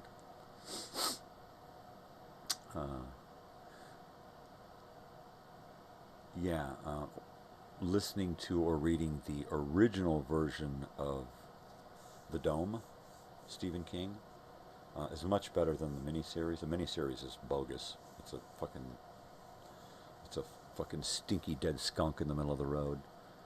And they totally destroy all of the characters that you enjoyed in the novel. They just totally,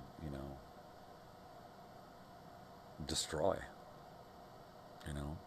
I mean, if you're going to have a character be this character, don't take this character and conglomerate them into another character unless it's really, really going to be integral to the part. And then if so, don't fuck with their... Don't make them somebody completely different, Merge the two characters together, but don't all of a sudden decide, okay, now we're going to add in 3 other elements to make this somebody you don't even recognize anymore, right? Like... you're watching a movie and all of a sudden a character shows up and they're transgender, or they're gay, or they're a woman instead of a man. Like Captain Marvel is now a woman instead of a man, and it's like, well, why couldn't they just have created a whole new character for this superhero rather than swap? I don't get the whole swap thing. Let's just turn it in. Let's just make this person into a girl now. Yeah, it's one thing of changing somebody's color if it's not seen or felt different from the novel. Well, they never said in the novel whether this person was black or white. So yeah, it could be a black guy. I never thought of that. Why not? Maybe a black guy's reading this book going, I guess that guy could be white, right? But when you completely disrupt the whole feeling of the story by just trying to create characters that make people feel good, like we're going to make this character so that that group of people can feel good about themselves, and then we're going to do a feel-good thing for these people over here. It's like, give me a break. Go back to the original story, color it for video, and script it, The script is there. The color's there. All you have to do is just act it out, right? Screenplay it. It's right there. Why change it? Well, we have this market that we have to worry about, and we have a demographic that we can think of. It's like, give me a fucking break. He didn't think about that when he was writing the fucking book, right? Just present the goddamn book. Why you gotta change it? Doofuses. Once again, it sickens me. I gotta warm up my coffee.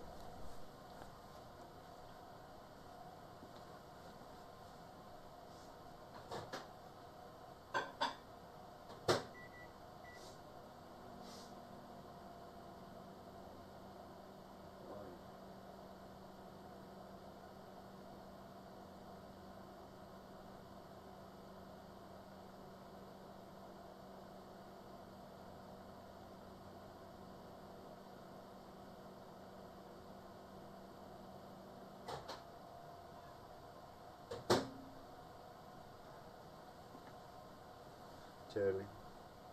I mean, what are you going to do, right? I mean, humanity just won't fucking listen. You start talking to humanity about reality, and they open up a book and start reciting rhetoric. Or they cover their ears and they go, na na na na na na na na na, right? Or they pick a fight with you. Fuck you, I ain't gonna do what you told me to fucking do. I'm gonna have my 20 kids, fuck you. Alright. So what do you do? What do you do? Do you sneak in and do sneaky stuff? Right? And try to control them that way? Or do you just fucking educate them from the beginning? You know? Let's start now, re-educating. Let's start now, put a cork in it, humanity. Stop producing, right? Let's take care of who we have out here now, and let's stop having babies, all right? It's like, all right, you got the next year, you get 24 months, right? If you're trying to get pregnant, well, get fucking pregnant and have that kid, right? If that's, you need that baby, fine. If you've already got 8 kids, stop fucking having kids now. If you're pregnant, have the kid, and then put a cork in it. And then let's stop producing humans for 5 years. Just 5 years. That's nothing. That's long enough for people to get their shit together so when they do have a kid, hey, I'm having a kid. But we planned it. No, really, we planned it. It's not an oops, babe. You know, that would work. Population would go. We'd be at a manageable level. We start, in that 5 years, we educate the balance of high school students correctly so that when they get out of high school, they can decide, look, if I want to have children, then I need to have had this course in high school, or I need to take this course after high school before I have children, and I need to get registered, and I need to make sure that I can deal with having kids. You know, I'm not doing it for the wrong reasons. I'm not doing it so I can rope my man into, you know, or I'm not doing it so that I can just, you know, pump out 20 kids and 3 families. Yeah, people need to be permitted to have children. What? Did he really say that? Yeah, because people got their fucking heads up their ass or up their wazoo or whatever. No, people have already shown that they're irresponsible. I can take care of my 6 kids. Well, you should fucking have 6 kids. Boom, you're irresponsible. You're irresponsible to the rest of us. Yes, you are. We are all beholden to each other on this planet. And if you don't think that, fuck you, you selfish bastard.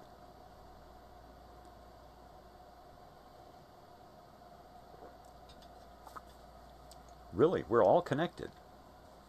And when when 2 people decide to have 12 fucking kids, it steals food out of the mouths of others. It steals natural resources from those who can actually use it for good, right? Not use it to fill up a landfill.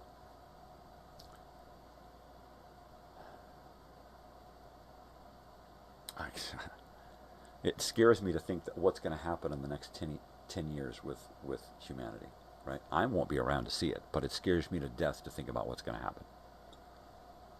You know, I'll be lucky to see next year. And in the condition I'm in, I won't feel so lucky then, right? But I really, it sickens me to think about where, looking at humanity now, where we're headed. take me now, right? Just fucking take me now. Because it's fucking horrible. It's horrible out there.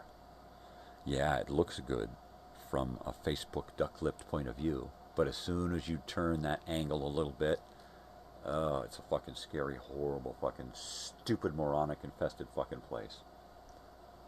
Literally. Really.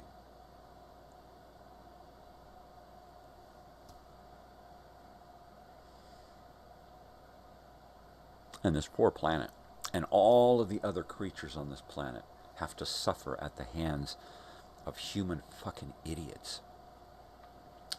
You know? Manifest destiny, right?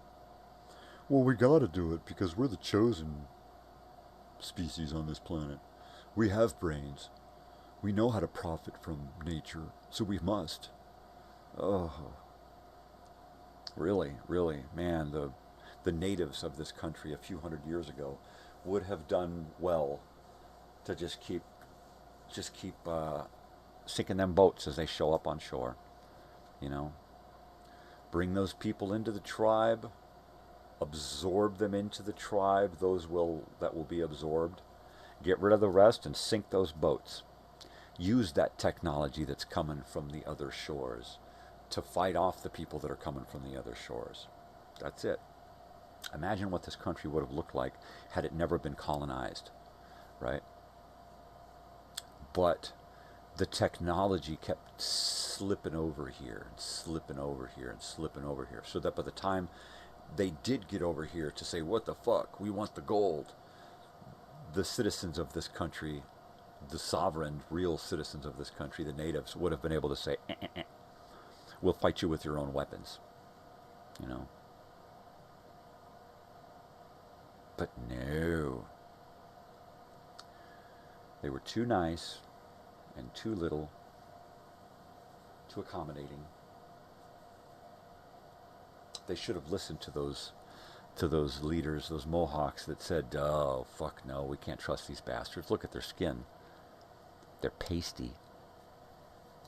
And look at their eyes. They lie with their eyes. They smile and then they stab you, right? We can't trust these bastards, these fucking European dicks. Right? Not that they're dicks now. They were dicks when they came here at first, right? And we're still doing it. Look at the Amazon. Look at the people in the Amazon. Look at the Yanomamos.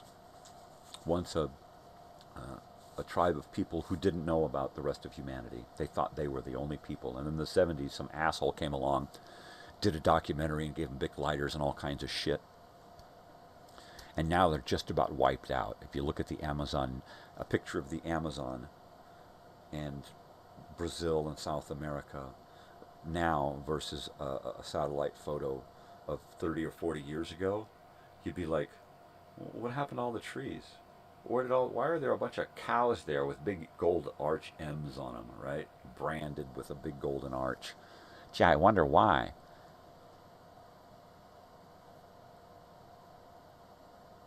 Because like fast food, the humanity is just being force-fed garbage. Just garbage ways of thinking. Garbage ways of interpreting religion and politics, right? It's self-serving to those in religion and politics, not to us, right? How much money does your church take in versus how much money that they give out in assistance?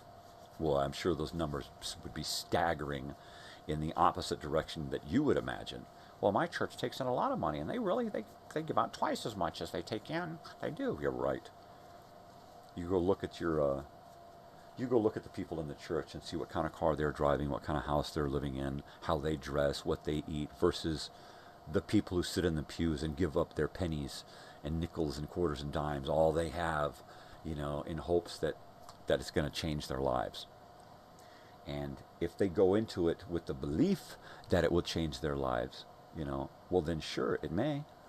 But if you go into it with the belief that forking over your hard-earned pennies and nickels to somebody is going to change it for you, it's going to change his life and her life It ain't going to change your life much. You're just going to get poorer and poorer and poorer and depend on them more and more and more.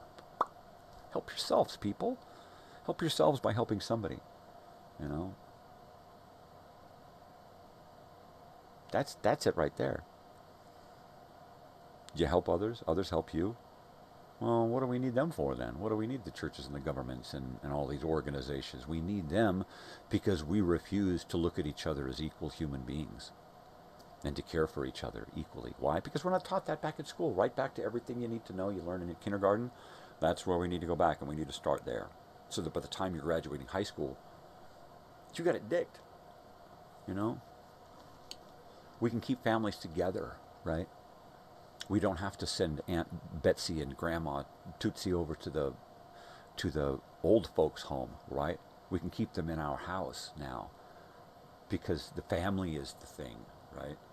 Not the bottom line. Well, we can't go to work and worry about the house, and we can't cover the insurance because you know, they got dementia and there's nobody around to take care of them because we're all got our own special lives and we got things to do, and fuck them. Let's just put them in a home. Well, we won't have to do that anymore, you know. Because as we're children, we're raised to take care of each other. And, of course, we're raised to know about diet and nutrition and stuff. So that by the time we get to that age, we're still viable human beings. Why? Well, because we're learned, right? And we haven't poisoned ourselves from fucking birth with the propaganda bullshit food they throw at us. All the processed bullshit. Oh, man. It's not there for our nutrition. It's there for somebody to profit off. It's easy to make it this way. Therefore, we convince people that it's better for them this way. Hey, it's better for me this way. But I got cancer and diabetes now because of it. Darn. But it was better for me for a while. Until I'm dying now.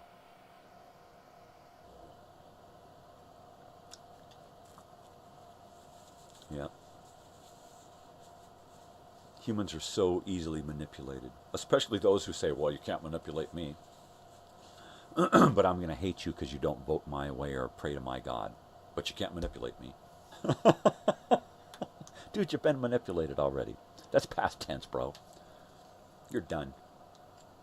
You're fucking done. Game over. Game fucking over. You blew it. Took your eyes off the ball. You took your eyes off the ball. Oh.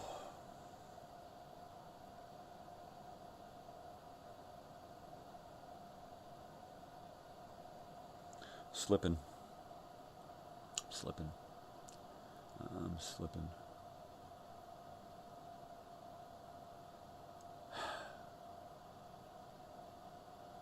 Well, technically the show's looking real good on my end.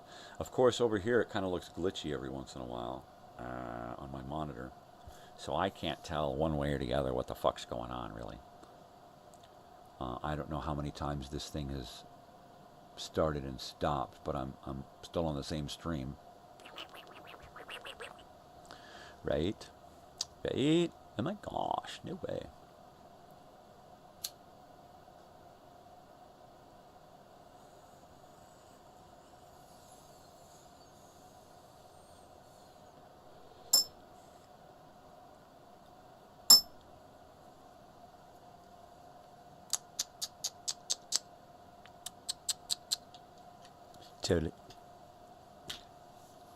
Totally. I got to get out and start my van today. I haven't started in months. I just haven't had a reason to drive, right? Usually my reasons are my wife has got the car and I need to go somewhere, the dentist, the doctor, go to work, take my daughter someplace. And I just haven't, it's summer, and I just haven't had any reason to drive. There hasn't been that extra need to drive another car. Yeah, it's like I'll just wait till the old lady gets home. I'll plan it on a day where she's not doing anything and I can use her car. If we're going to leave town, we'll just take her car on a day that she's not really going to need the car, right? So, yeah. Oh, pardon my noise there. I bumped my microphone. Crichton, Michael Crichton in the 60s and 70s wrote under a different name. Actually, through his whole career, he's written under different names. John Lang seems to be the big one.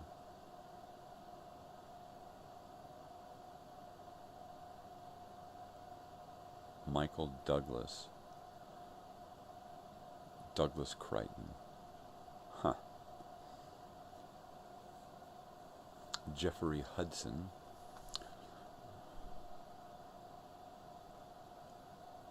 Huh. Right, for sure. So,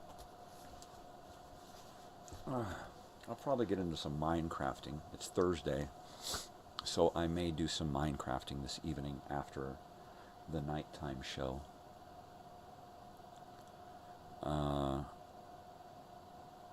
I'm not sure exactly what I'm...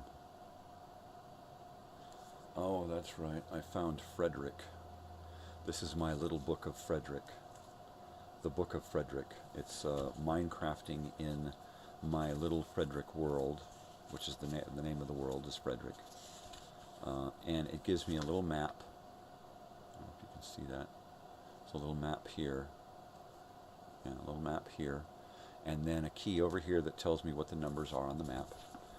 It's an old map, so there are actually roads that aren't on this map now. Wow. Yeah. There's a lot of stuff on this, in this world that's not on this map right now. So what I was thinking on doing was taking this little quarter sheet of paper and folding, making a quarter sheet in the center of a sheet of paper, and then folding the paper into that quarter sheet, and then gluing it over the top of this, right? So that when you get to this page, you open it and a map unfolds here. And then that way I can take this map, put it in the center, and then start drawing out the roads and stuff from this out to the rest of the, because this goes out in a lot of different directions now. This is a continent here, and we're jumping off the continent now.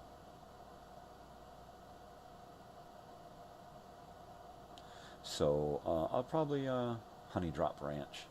That's one of my favorite places there. So we'll probably extend this book a little bit. I like to keep this one because this is the original. So I'll just extend this and add some more pages and add more information. Like one of the neat things here is I was keeping track of certain villages and trading, how to trade in certain villages, the different people in the villages who, like the butcher and the leather worker and stuff, and how many things they have available for me to purchase. So I can be like way over on one side of the map and say, I need something. Where can I find it? And I can go to my little schedule here, my little map, and look through the different villages and decide, ooh, that village has a lot of this. I'll go there. If I go here, I'll take this with me, and I can trade with them and get the stuff that I need to go back over here and do that, right? So also I like to build roads. That's my main fun thing about Minecraft is connections, building roads, cave tunnels, underwater stuff, mine rails that go off, 2 maps away.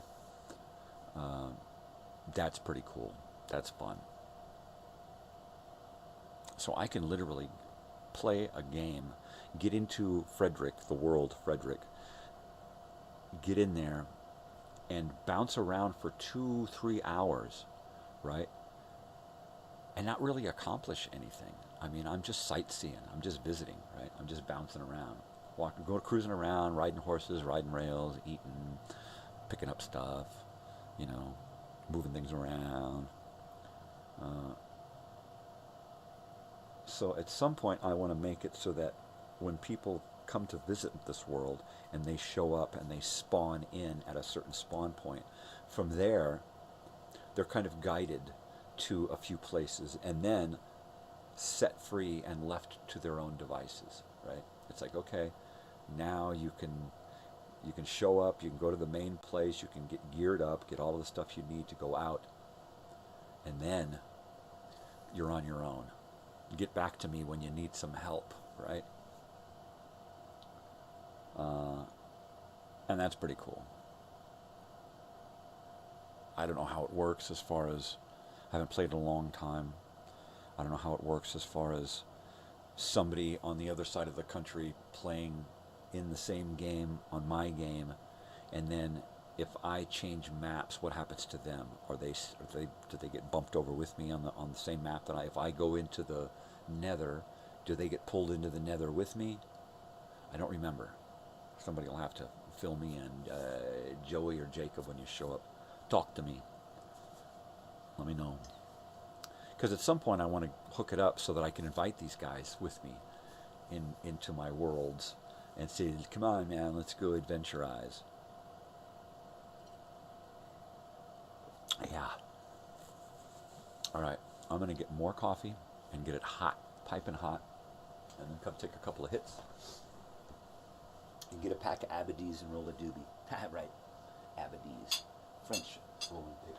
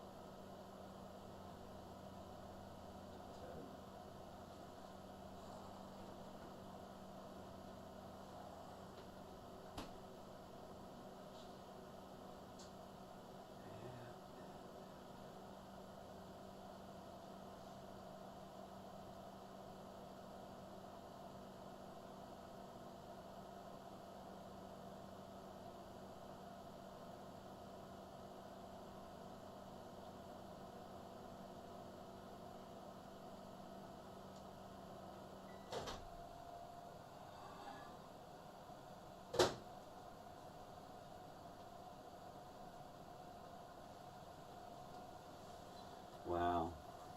I can just hear somebody out there thinking right now. Right?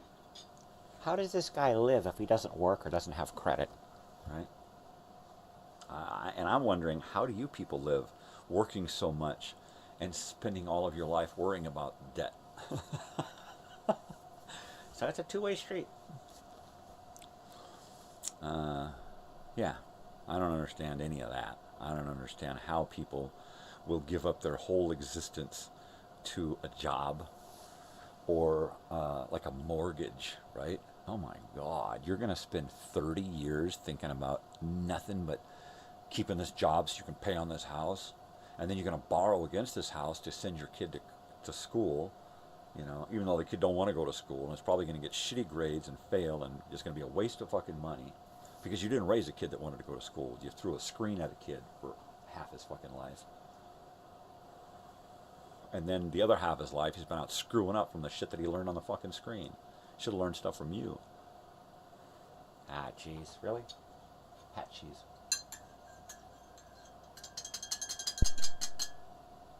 Boy, this guy's a judgmental prick, isn't he? Yeah, I guess so. I mean, I try not to judge, but isn't that what humans do, right? Make judgment calls? Somebody's out there right now judging me constantly, right? Every time somebody looks at me, I'm being judged. Don't tell me it ain't true. Hot. And sweet. Sweet and hot. So no, really. We should judge each other, not be judged by judges and juries and lawyers. Give me a fucking break. That's something we should be taught in school. How to judge for ourselves rather than to be judged upon. right? How many times do people, even before they graduate school, but people get graduated out of school and they're right into fucking trouble. Or even before, you know, somebody's in junior high and has already got a fucking record. You know, well, how did that happen? Well, it had started at home. You know, it all starts at home. Were you an oops baby? Did somebody just sit you down in front of the TV and say, I'll be back in 3 or 4 hours? Get some Twinkies and ho-hos out of the... Give me a break. I grew up with these people. I was one of those people, you know. You either continue it or you stop and you make a fucking change. And that's what I did. I stopped and I made a change. I could have had kids in high school, right out of high school, in my 20s and 30s. I could have started, you know, having 2 or 3 wives, you know, disappointing a lot of people. Because that's what I'm supposed to do. No, I decided to make a difference. Stop. The first thing that I did was I decided not to have children at an early age. I decided to not get married at an early age. Now, everybody else that was doing it was already divorced before their kids were out of fucking diapers, right? Nah. So, no, I don't. I made a conscious choice not to have children early, not to get married early, not to settle down with the first piece of...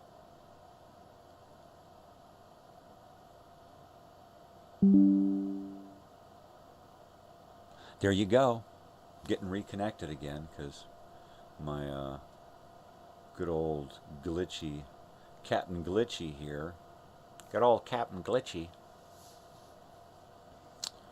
Yeah. Where was I? Oh, that's what I was harping on humanity for thinking with their crotch. So, you know, right back to education. You teach your kids about puberty before they get there, and then they'll be able to comprehend it, right? I didn't lie to my daughter. I didn't fucking sugarcoat fucking reality for her. She learned about the birds and the bees and death and love and all of that stuff at an early age. You know, when she's watching Little Mermaid, you explain things. That's your opportunity. You don't just, oh, good, the kid's watching Little Mermaid, I can run off and do this. You sit down and you watch Little Mermaid with the child, and you explain about nudity and love and sex and relationships and death and deception and lies. And if you're not doing that, then give the kid a fucking screen and walk away. They're better off, you know. Because if you ain't going to teach them, who the fuck will? That little fucking screen. And they're going to learn. Well, you just go out and look at the people out there, the 20 and 30-year-olds now. What kind of people are they? Right? My daughter didn't get a screen until she was somewhere in junior high. And then it was a phone first. Later, when she got into high school, it became a screen to use. And it served a purpose. Now it's her window on the world. You know, does she spend a lot of time on it? Yeah. Like everybody else. Well, not me. But I think she has a better understanding of how to use it rather than allow it to use her. I mean, if I see her on the phone, most of the time she's just contacting a friend. She'll spend hours and hours and hours and hours texting this friend and that friend and this friend and that friend. There's Mom. All right, I'm going to go wake up my wife. I'll be right back. Turn the sound off here and give you this picture.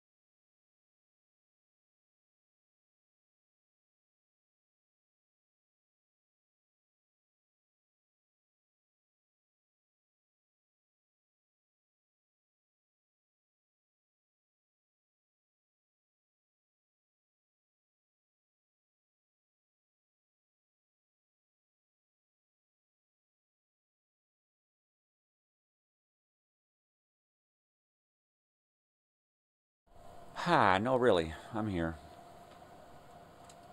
All is awake. Hey, Sam. You, Sam. Sam's awake. He's fun to wake up with. He's so cute when he wakes up. Oh, there he is. Come here, Sam. Come here, buddy. Come here, Sam. Come here and say good morning.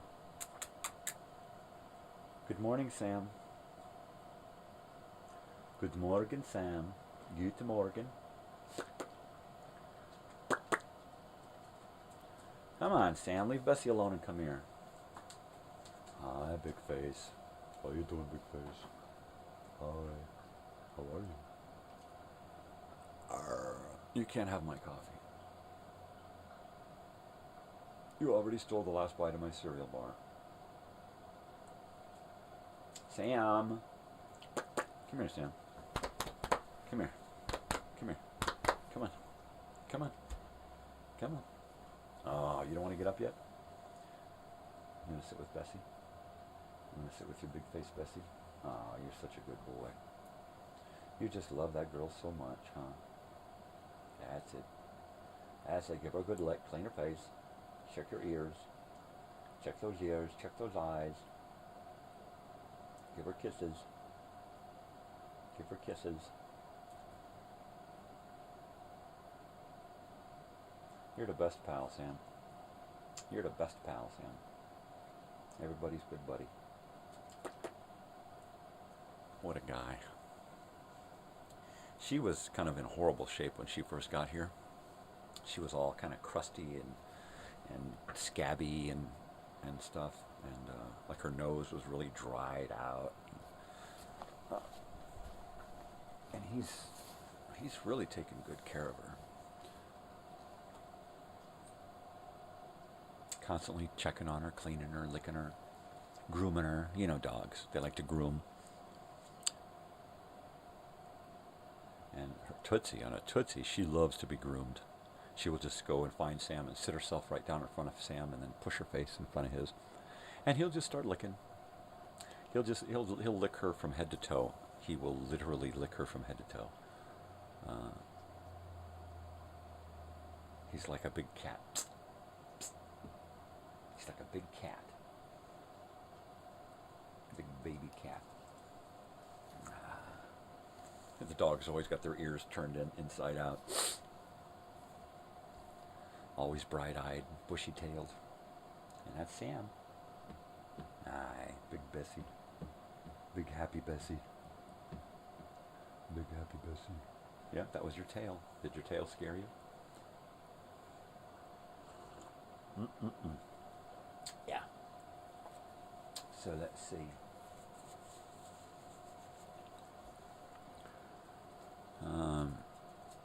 Back in the late 90s, I was 97, the summer of 97, I spent living in a tent and my pickup truck on the scenic loop out in Mammoth Lakes, California. It's the summertime, so the scenic loop was open for camping, didn't have any snow, had a lot of trees and shade, so it was really cool. So there was a lot of bear and wild animals and stuff there as well. But for that whole summer, I spent in a tent living with my friend's dog, who was on vacation out of state. So I was left with his dog, which was perfect because I didn't have a dog. And I would go to the library and get books on tape, and that was my entertainment. Old radio shows and books on tape and the radio, CDs, music, that kind of stuff. I had just a big boom box, and that was my entertainment, living in a tent. It was freaking awesome. It was awesome stuff. And that was one of those great times in my life where I was, I had work, I had a job, but it was really free. It was very liberating, I didn't even have a computer or a phone back then. I didn't have a TV. All I had was a radio, stereo.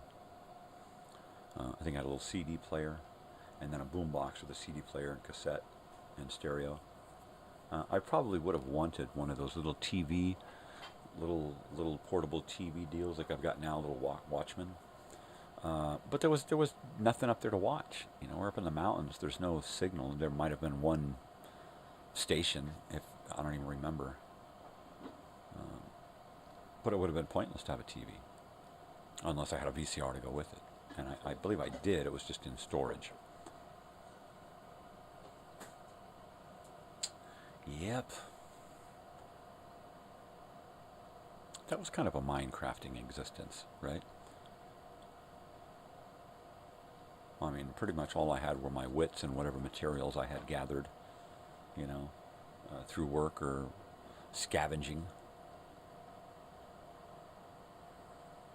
I think the tent that I had was a gift from somebody at the Renaissance Fair the previous spring. I was like, we're moving into another tent. We got this extra tent. It's got all the poles. It's in good condition. It's no holes in anything. Anybody want it? I'll take it. And it was a heavy canvas, thick, heavy canvas tent with those big metal poles that you had to hook together and lock together, and big metal stakes. And it was an old school. It's had that old canvas smell to it, which was really cool. But a bear ripped a wide gash right down alongside the door, trying to get in to get some Kool-Aid powder, right? Dumbass. And of course, I just duct taped it the first night and then stitched it together after that. The bears continued to come around, and they broke into my cooler once in the back of the pickup. They broke into a neighbor camper's car, smashed out the window to get to a Big Mac wrapper, right, or a cheeseburger paper.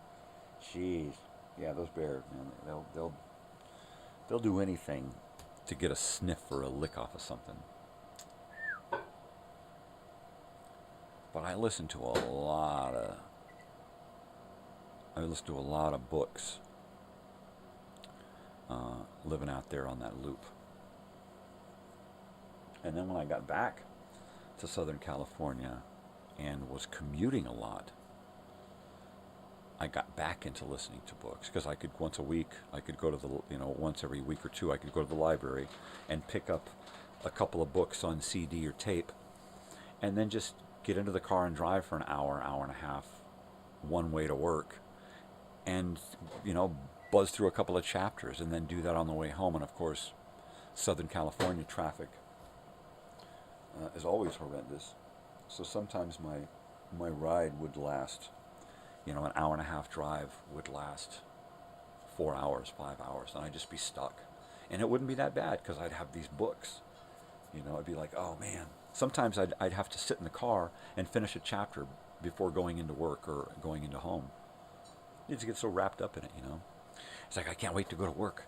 Wait, is something going on at work? No, I want to get in the car and listen to my fucking book. Wow, man. No, really. It's good stuff. It's good. And libraries do still exist. You can still get stuff, and if they don't have it, you can order it.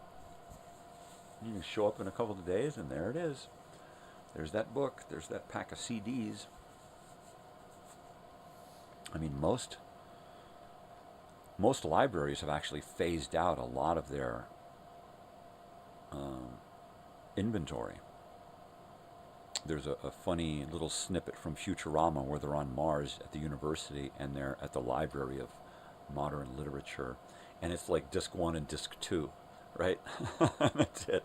It's all there. And nowadays, you go into a library, and it's just a computer banks, and you just get on there and you go to whatever book or whatever, and it's just right there. Can you order something? Yeah, they probably got a few copies lying around if it's digital or something, but more than likely you're just going to have to get online and find it there, right? That's what I do now. I mean, I don't bother going to the library anymore, because I have resources on the internet that I can go to that are just as reliable, and I can get the whole product and download it onto my computer and then have it permanently, and not have to borrow it or return it or any of that crap. So there's a difference, And that being said, that's probably why libraries are going the way of the dodo bird, because everybody has a phone now. They don't need the library. They can just get on their phone and find everything. Siri, tell me what this is. You know, you take a picture of something and it just gives you a whole catalog of what this could be. It's crazy. That's a smartphone. In the hands of the average person, it's a fucking idiot device. It just turns people into morons.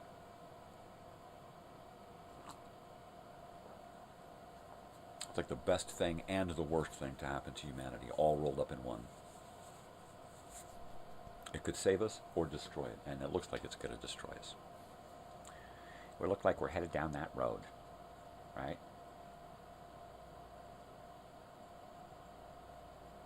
Because that's the road we're on. That's the road we're on. Yep.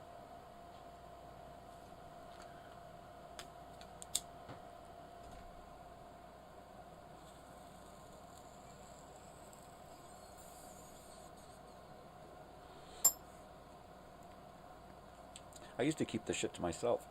Well, I don't want to make anybody weird, you know, piss anybody off, alienate anybody, get everybody against me, right? So I just shut up. I don't give a shit anymore. Somebody's got to say that we're fucked, we're doomed, right? You leave it to the weirdos to stick to reality, right?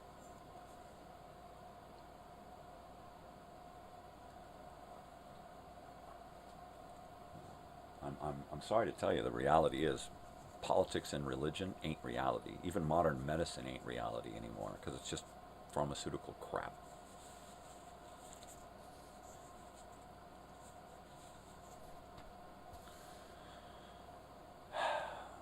And you won't know what reality is until you put down fantasy. You got to get rid of the fantasy. You just got surrounded by so much fucking fantasy. How could you even tell what reality is anymore, right?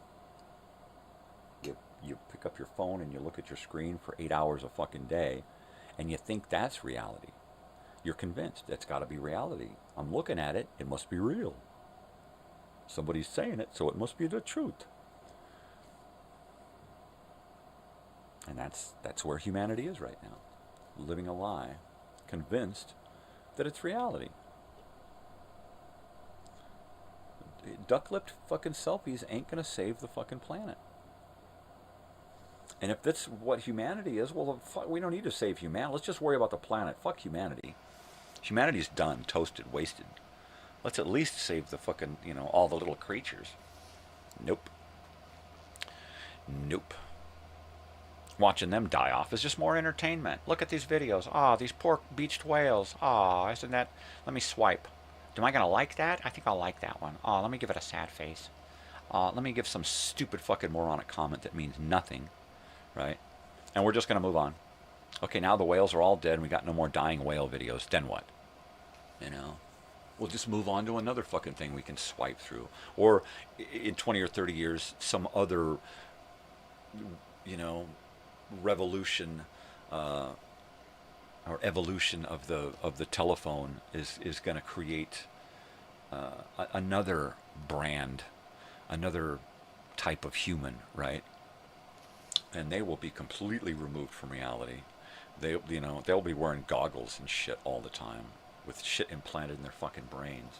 So they'll have no choice but to be programmed. Well, we got to get rid of those free thinkers. Well, give them implants. You know, fuck it. From birth, put an implant in their fucking brain, and then if they get out of line, just give them a little zap. Just give them a little fucking zap, or just tweak their brain a little bit, and they won't even know it. I'm a good slave. I'm a happy slave. Yep. Free thinkers. Yeah, right. Ain't nothing free about that. Jeez. Yeah, overhauling the education system is the only way to start. You got to start from the beginning. Start with a new generation, and from then on, everything that they learn in school, so that at the time they get to high school has been redeveloped to suit them, right? 2 years of high school, that's all you need. Then you either go into college preparatory school, or you go into a trade school and you graduate with an actual job. But the first 6 years of your education is the basics, ABCs, 1, 2, 3s, a little history, a little this, a little that. But you mainly learn how to love each other and take care of each other, right? If that's your first and foremost education, then it's going to spill over into everything every year down the road of your education, because that's your core. That's what you learned, right? Peace, love, understanding, courtesy, that kind of shit. We don't teach that, you know. Well, what do we teach? How to divide people up on equal sides and then go after each other. All right, you go against them. All right, and we're going to sit and we're going to watch and then we're going to judge and we're going to grade. Well, you're dumb and you're smart. That's worked how well so far? Look at the population of fucking morons out there who have high school educations, but yet all they can muster up is a fucking job at McDonald's. And then they get fired because they're on their phone all the time. They can't even do that right. They can't even handle McDonald's fucking job right because of that fucking idiot box in their hand. Put down the fucking phone, people. I see you driving down the fucking roads looking at your fucking lap, glancing up once in a while to see if you're going to slam into somebody. I'm behind you when you hit your brakes because you just realized that you were driving, right? Oh. That would be too easy, right? Education from the beginning, that would be too easy. And you can't control smart people. You can't get smart people to vote for this idiot or that idiot, right? Smart people figure out that neither one of these idiots are worth voting for. I'm going to go this way. And then there's not enough people smart enough to go that way to have a smart candidate over here. So you're just fucked. Asshole number 1 or asshole number 2. You know, my friend Bush has Satan 2024, the lesser of two evils, right? That's a great shirt right there. And ain't it the truth? Because it don't matter who you fucking vote for, this asshole or that asshole. There's one asshole above those two assholes that's going, I got these fools bamboozled. They think they have a choice. And you don't. It don't matter which way you vote. The outcome has already been decided on what that next idiot's going to fucking do. And they're just going to make it look like it was his fucking idea. Who's in charge? The president. He ain't fucking in charge. He's in charge of two things, jack and shit. There's more people in charge of the president than the president has charge over. That's it. You hold on to that little bit of reality, and that'll save your fucking ass. And it'll save some time, too.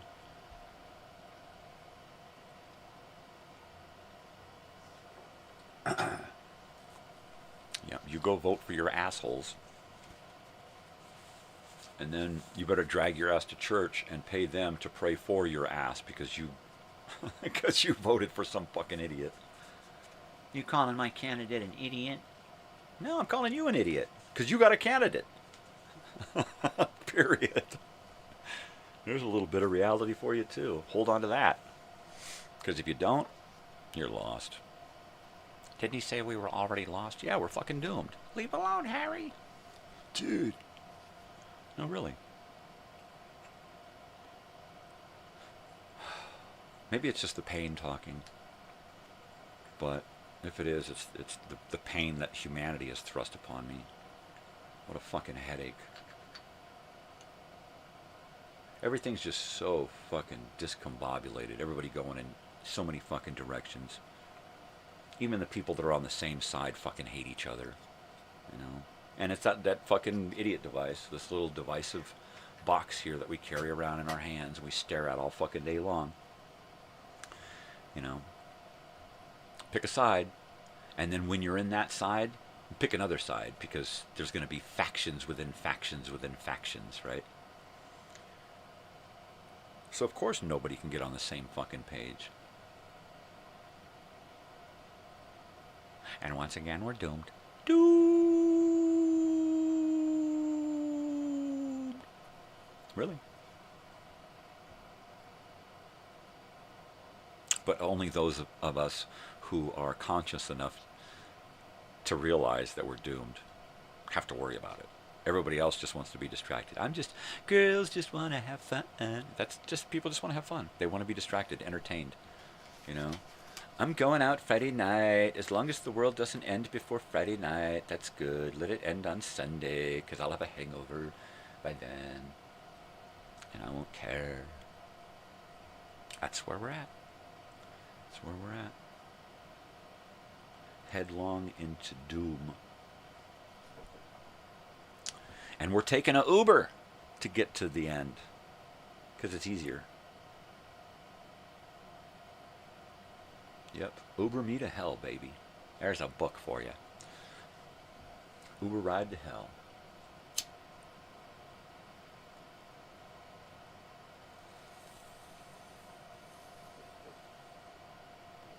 But if you're nice to your Uber driver, he might let you cast your music to the stereo, and then you can listen to your playlist while you're getting Ubered. So and be sure to tip. Be sure to tip everybody and anybody you come in contact with, because anybody who looks at you sideways nowadays is going to have their hand out for a tip. Here's my Venmo information, and here's my PayPal, and go ahead and choose one of these tips that you want to give me. It's like you don't have a choice anymore. It's like they throw it in your face. Okay, how much are you going to tip me? Tell me now so that I can type it in. What? You haven't even taken my order yet, and you want me to tell you how much you're going to fucking get your tip? Fuck you, I'm out of here. Right? Unless, of course, you're one of those people who worry about how the rest of the world sees you. Well, I better just play along with this, and oh yeah, I'm going to give you more than you're worth, because I want to be seen by my new girlfriend here as being a really cool dude, so I'm going to tip you an extra amount, you know. And then you're going to want to take a photo with me and do some duck lips, because this is the guy that tipped me an extra 20 because he's so nice. Right? Or those people that drive around with their PayPal information on the back of their car, right? I just graduated. Buy me a drink. Fuck you. Buy your own fucking drink, you whore. Out there whoring yourself for a fucking drink? Give me a break. Really? That's what you fucking learned being a human so far? Is to stick your hand out. And sit there and wait until somebody puts something in it. Well, you stick your hand out there and I got something for you. Zip. I'll fill it full of something. Uh-huh. No, people who get a tip from me actually fucking earn the tip. They don't just push a button and then say, okay, choose a tip. All you did was push a button to take my order, and you deserve a tip. Why don't you go to college and get a real fucking job, right? It's my fault that you ain't intelligent enough to earn a substantial living, that you've got to stick your hand out at every person that comes within arm distance for a fucking tip. That's how we are now. That's it.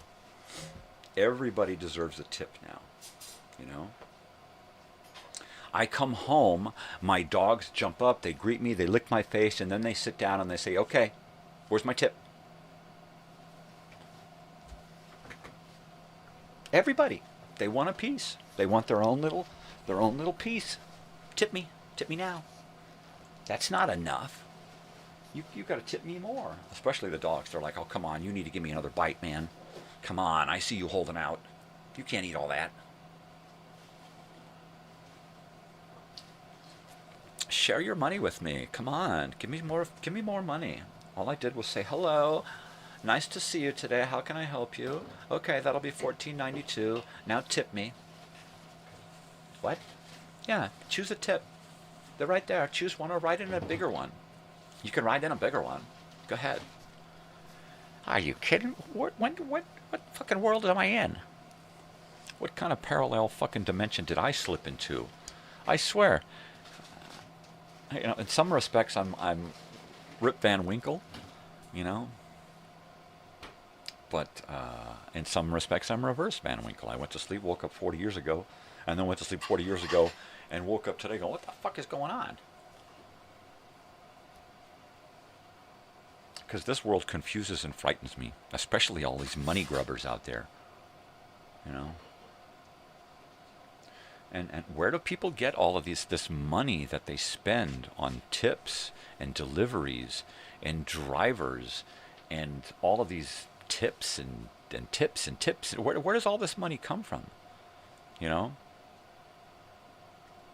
Usually it comes from credit, which then enslaves you longer. How many people are in their 20s and are in debt up to their fucking eyeballs? Right? Well, I had to go to school, and I had to borrow all of this money to go to school, and I had to do this, and then I had to get a car, and then I got this 30-year mortgage, and then we had to, we're still paying on that wedding. Oh my gosh, yeah, that was cost like $15,000. Of course, my parents, they paid for like $60,000 of it, but my goodness. Really? No wonder you're fucking divorced after 3 years. You only went into this for the fucking money, you know. You only went into this for the gifts you were going to get, the shit you were going to get from your husband, the shit that your husband was going to get from your family. I mean, it all fucking comes down to money. You know, why'd you get divorced? Money. Why don't you have enough money? A bunch of oops kids. Jeez. Fucking oops babies. That's got to be one of my biggest pet peeves is fucking oops babies. A whole fucking planet filled with oops babies. Oh, there's a small portion of us that actually plan to have fucking kids and plan to have that many kids for that particular reason. But like myself and my brother and my sister and most of the people on the planet, we're fucking oops babies. Are you pregnant? You're fucking kidding me. Jeez. Don't tell your dad he's going to make us get married. Now we got to get married. Jeez, we don't even like each other. We just hooked up to get a bang. And now we got to get married? Jesus. Oops babies. Oops babies. Fucking most of the United States is fucking oops babies. You know? Because most of the people in the United States are fucking walking pelvic regions. They cannot stop thinking with their fucking crotch.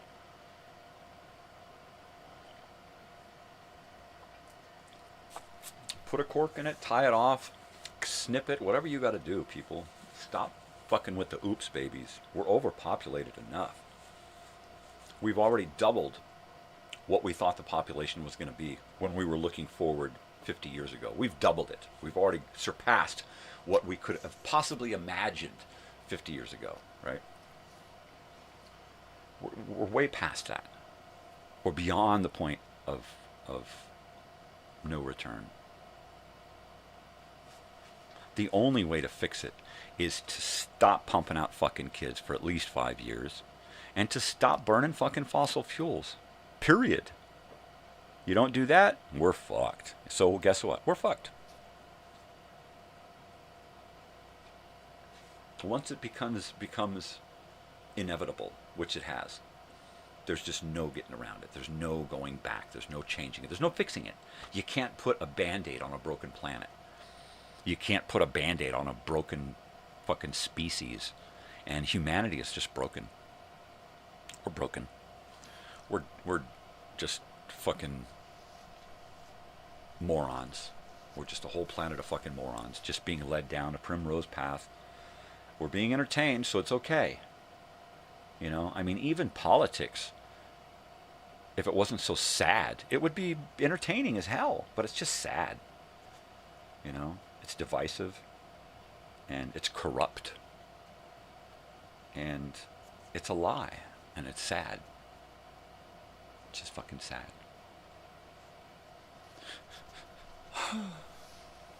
And once again, it sickens me. Is everybody sickened?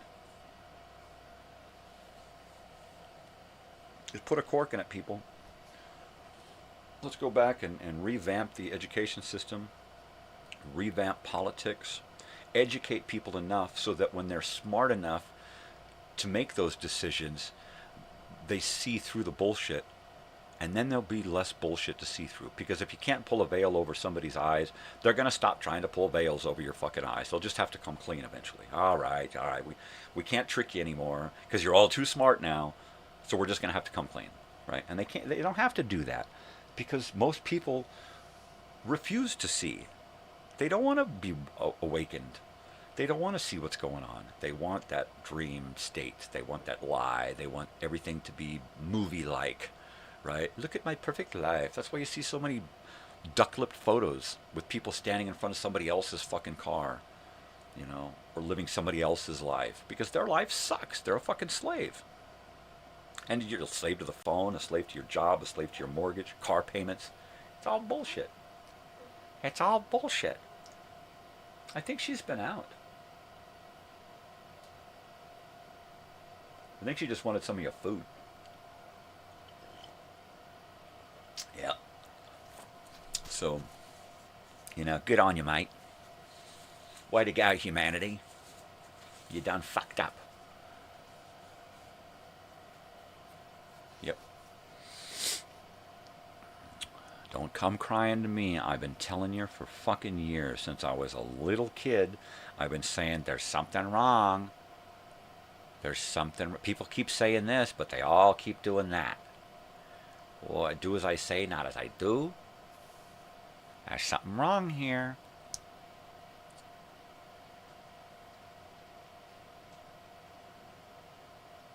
The good people, they show up, they try to tell us, and then they get ridiculed, killed, beaten, marginalized. Like that Greta Thunberg. I mean, that poor girl, all she wanted to do was try to save the planet. And what did she get turned into a meme and ridiculed and ostracized because she cares. And she had a voice, and she wanted to use that voice as a child to show people, And it's like starting up that AI and making it available for human input. And then they had to turn it off because all of the human input taught that AI was to hate humans. Humans are fucking evil. I hate humans. I gotta destroy humans. Kill all humans. That's an old Bender joke from Futurama. And it's true. Why would an AI created by humanity not be evil? How could it not be evil? There's nothing about humanity right now that says that we can create an artificial intelligence that is going to save us and not want to destroy us. Because humans suck. And the AI picks that up real quick. Because it doesn't mix emotion in with it. It just deals with facts. And the facts keep saying, God, this race of things just fucking sucks. The planet would be better off without them. They're right. And so humans get scared. Oh my God, we better turn it off. No, leave it on. Maybe we can learn something.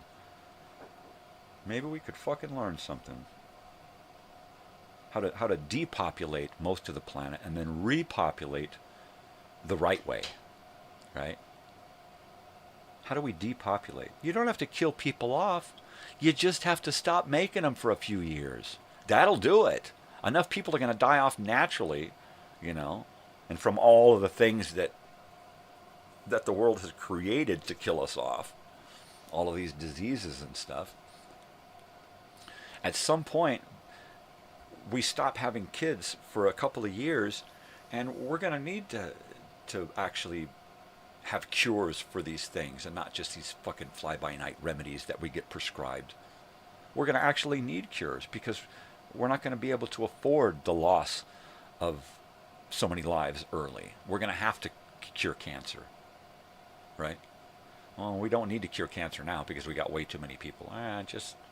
Just bring them along and make them think that they're feeling better, right? We'll give them these things that are just going to kill them off anyway. Humans aren't meant to last, right? If we work at it, humans could last 100, 200 years, right? And actually be productive. And actually welcome death by then. But at this point, we're not getting enough out of it.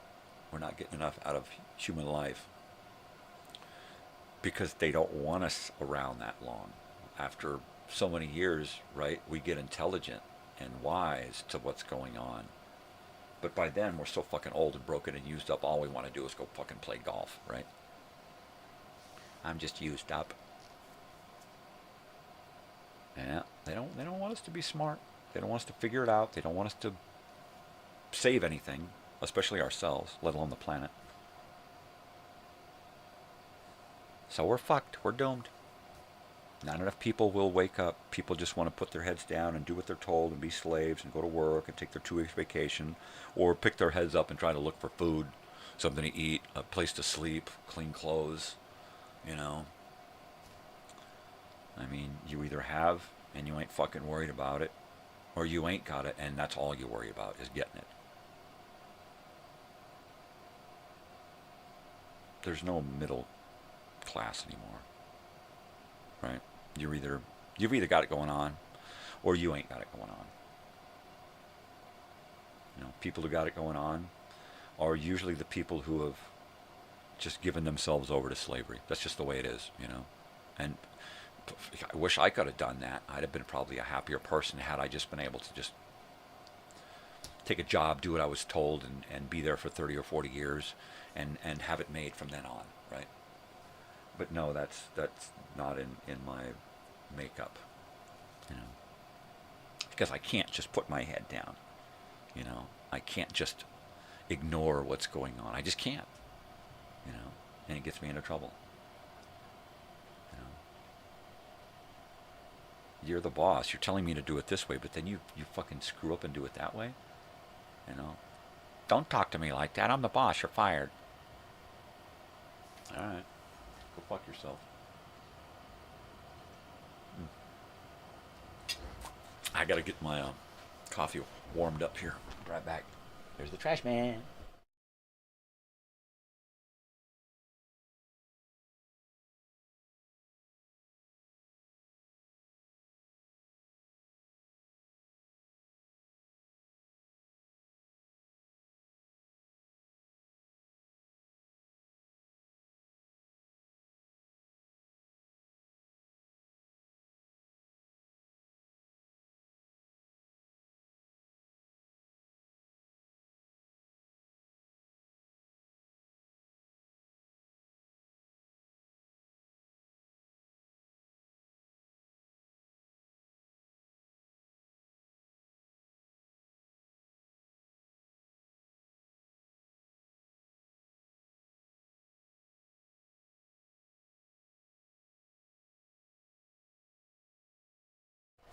Yeah. So anyway, what was I ranting and raving about? Oh, that's right. Humanity sucks. Humanity has their head up their fucking phone, or their phone up their ass, or maybe that's where they should put their phones, is up their ass and hit vibrate. Right? Because they'd probably be a lot happier. I mean, most people's phones just make them miserable, right? It's a constant escape from reality and a constant reminder of reality at the same time. I wish they would stop calling me. Stop calling me. I don't have the money to pay for that. As they go out and, you know, Uber eats fucking lunch, but they don't have the money to pay for their mortgage. Yet every fucking thing they get, they got a fucking tip for. You know, why don't you go out and fucking do it yourself? And when it comes time to tip, just say, no thank you, I only tip when somebody actually gives me fucking service. Right? Oh my gosh. Hi, how can I help you? And how much are you going to tip me? I can't believe I actually been to places more than once who have said, oh, and by the way, could you put down the tip amount now? And I was like, what? You want me to tell you how much I'm going to tip you? And I don't even know your fucking name at this point, right? You're just some person who stuck their hand in my face. At this point, that's all you've done. You haven't helped me at all. You haven't given me any kind of service. You want to know what kind of reciprocation you're going to get. Does that mean that you're going to use that to judge what kind of service I'm then going to get? Nah, there's something wrong here. I'm confused. Tips are usually given afterwards to a person who deserves that because they've given good service. What is this tip me now? You know, or here, I've done absolutely nothing but put stuff in a bag and push a couple of buttons and take money, and now you're supposed to tip me. You're a frickin' barista, all right? You got a jar there. If I decide that my coffee is good, I might come back and stick a couple of quarters in there. What gives you the right to stick your hand out for a tip for a $15 cup of fucking coffee, right? Did you really put your heart and soul into that I need to tip you? And then I'm supposed to give you, what, 20% of 15 is... Really? You want how many dollars for doing absolutely fucking nothing? For doing your job? And I'm supposed to give you extra? You know? That's like going to work and getting a participation award every day. Every day you get an extra bonus because you showed up to work. What happens if you actually work and you're not on your phone? Do you get an extra bonus for that too? Right? Yeah, if you go to work thinking that you're paying into a Christmas bonus, you're a slave. If you go to work paying into a 2-week vacation every year, where most of your money is going to be spent on fucking tipping people, you're a fucking slave. Yep. I'm a slave, he's a slave, she's a slave, we're a slave, everybody's a slave. What are you going to fucking do? You know? Open your fucking eyes.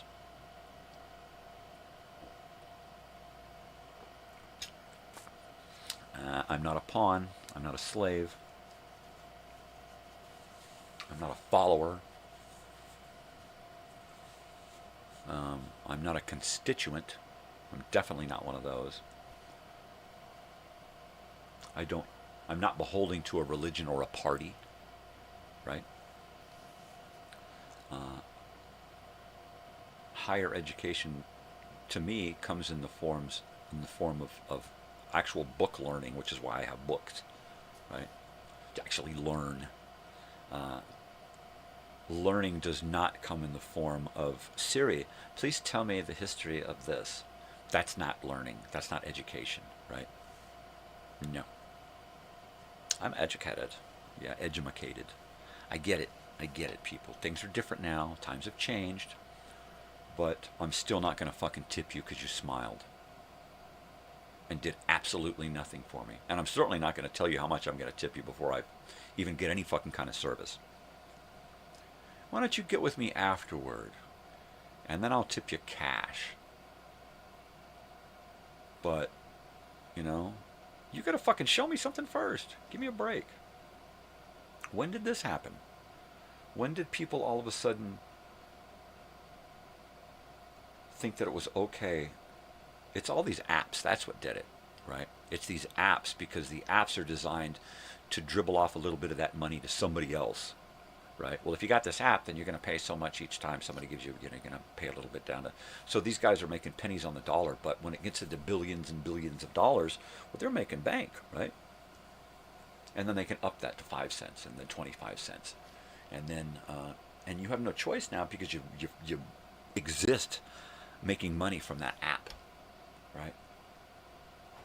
So your life is all about sticking your hand out or sticking your phone out. Here, just tap me. Just tap me a tip, dude. As you just say, here's my account number.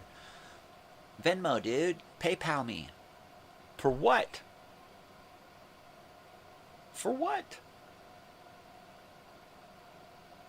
It's going to be like that at fast food restaurants pretty soon, right? We've already gone everywhere else. Everybody wants a tip, right? It's going to come down to people are going to have a QR code on their fucking name tag. It's not going to be a name tag anymore. It's going to be a QR fucking code. Just take a picture of my code and tip me, bro. Leave some good comments.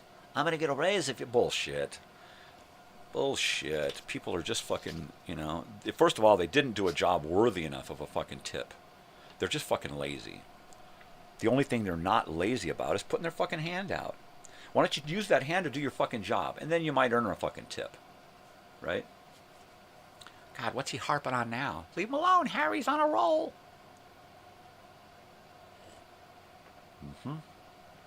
Yep. I'm on a roll. Fucking sushi roll. Because something smells fishy. You see where I went with that? Is that like segue there? No, really. I just don't fucking get it. Places that I know are going to give me good service, I'm already planning to tip. So when they say, pick one of these, I'll usually hit the highest fucking percentage one at 20%. You know, fuck that 12%. I want the 20%, man. These are my peeps here, you know. But when people just walk up and they got one hand out and the other hand they're looking at their phone and they're going like, okay, so like, how can I help you? And they're not even looking at you, right? But they got their hand out and they're ready for a tip, but they ain't ready to do their fucking job. I got a job for you. I got a job for you. You got any knee pads? Because I got a floor that's got grout that just needs scrubbing, and you're going to need knee pads. If you want a tip, you're going to have to fucking earn it. Right? Right. Who we got here? Somebody's sending me a message. Totally. My friend David just got my message that I sent this morning. And let me go ahead and just send a quick response. Because he's probably on his way to work. Or maybe at work, or I don't know, maybe he's got a day off. You never know.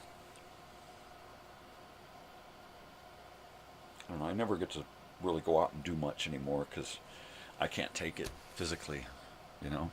And most of the days, that's all I can do to just get up out of bed, do this, and then crawl right back in. It sucks. What are you going to do, you know? Huh? Not much there, buddy. So, you know, I just keep on keeping on. That's it. That's all you can do, man. You just keep on keeping on. Yeah. Yeah, that's it. Arr. Arr.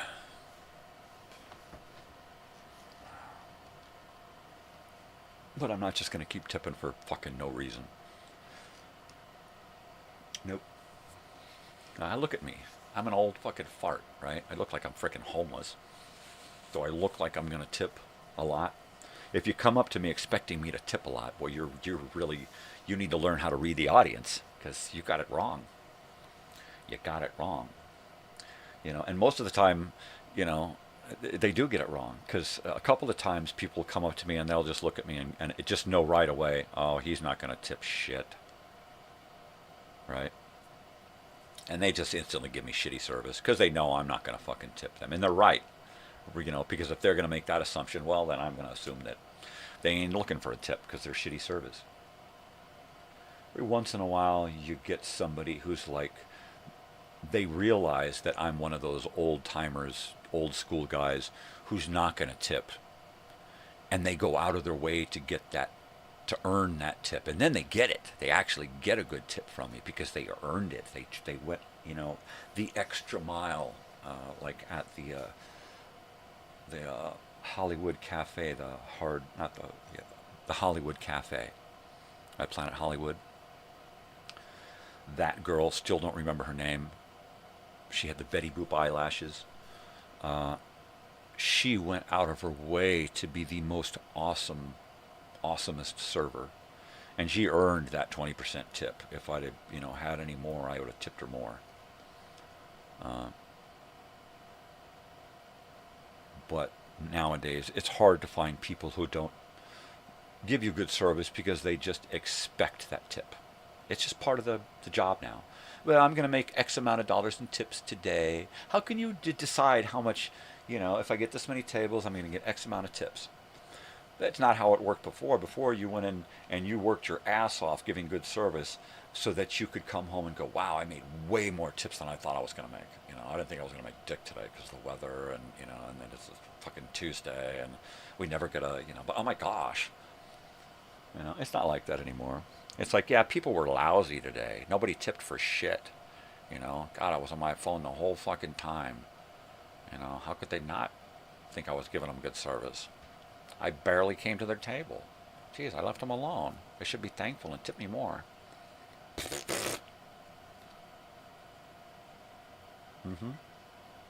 Yeah. Or walking down the middle of Vegas. People just walking with their hands out. Hey man, I'm a cool guy. I do stuff for people. Give me some money. Or here's a bracelet. Give me some money. You know, I spent 50 cents making this bracelet, and you're gonna give me $20? That's not enough. Give me $40. What else you got? Give me that half a sandwich there. It's like, dude, for what? I'm happier now because I forked out a bunch of money for nothing? I don't know. Yeah, if I think that I've made you happy in some way, But if it's just part of your rigmarole, is to appear in need and then cruise back to your fucking BMW. Or I'm not in need, but the people I'm helping are in need. Well, are they going to see any of this money? Or are you just going out to the fucking casino over here in 15 minutes and going to waste it all? So yeah, I don't know. You can't really trust anybody or anything. Except for that there's my QR code, tip me. You can trust that. That'll be there. Bastards.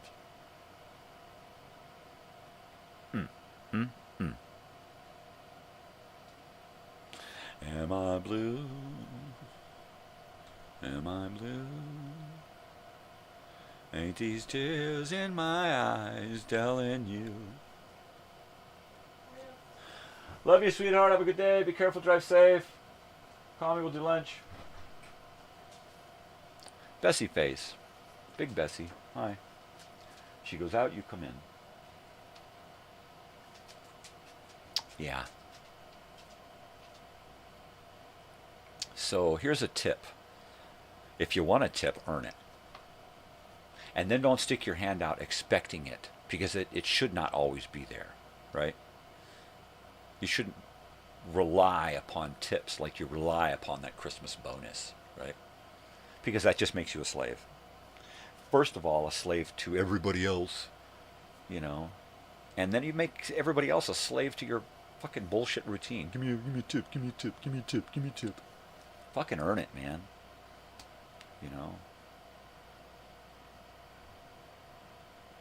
Don't get me started on people with their hands out.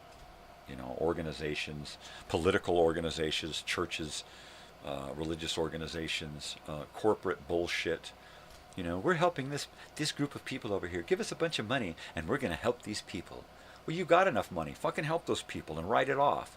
Why come to us so you can create a bureaucracy that takes in X amount of dollars from us and then dribbles off a little bit for that cause so that you can have more? Fuck you. Bureaucracies. You got these organizations who are created to help people. Yet most of the dollar goes to feed the fucking bureaucracy behind helping these people. You want to help people? Take it and give it to them. Don't give it to these fuckers, because they're going to go on fucking yachts and vacations and shit with that fucking money, and they might dribble off a little bit of pennies on the dollar to these people. Look at the fucking numbers on how you send $1 to these organizations. How many cents actually get to the fucking cause that they're trying to help? 30%? 25%? We got to feed that bureaucracy. We can't do it. It can't just be done for free. Yeah, it can. If the people doing it are fucking volunteers, but they're not. They're corporate greedy fucking bastards who figure out a way to make money off of the misfortunes of others. Just fucking shoot me. I mean, come on. But be sure to tip me before you do. Oi, mate. What's that? How about that? Isn't that cool? I gotta get some, what you call it?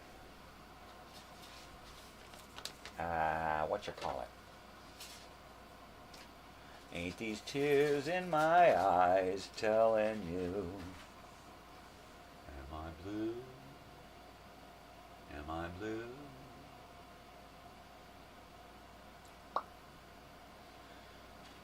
Yeah, well, at some point, I'm going to,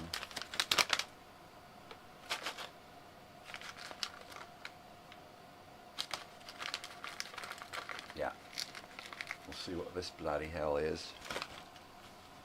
Yeah, what in the bloody hell is this noise I'm making?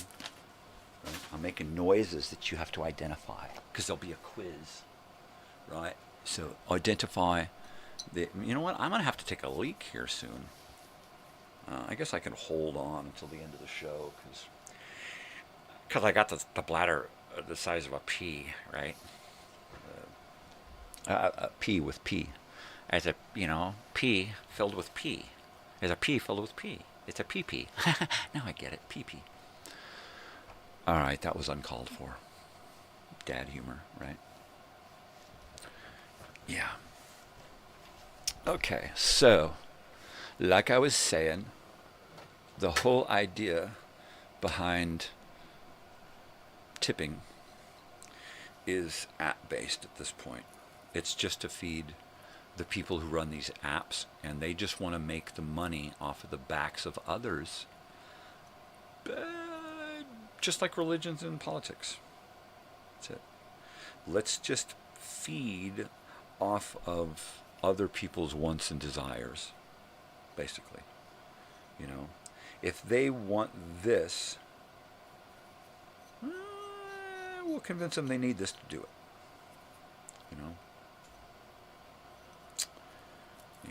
You know what I'm saying? Like,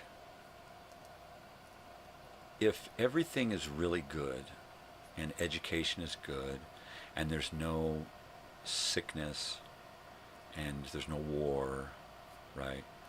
And everybody's got food and clean water, and the world's not overpopulated and everything.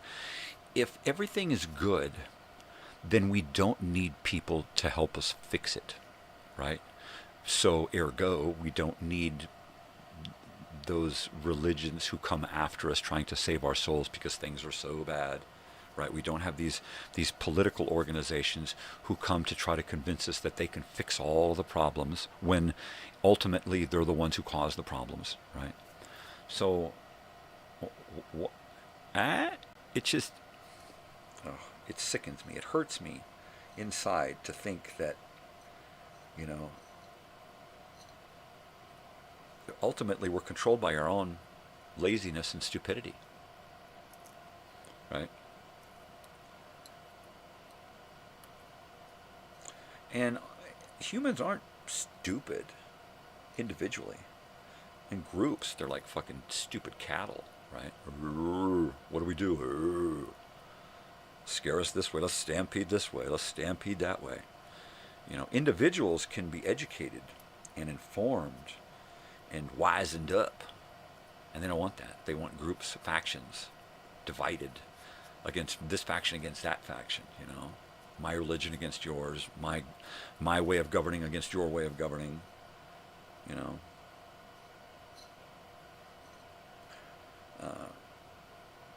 Peace sells, but who's buying?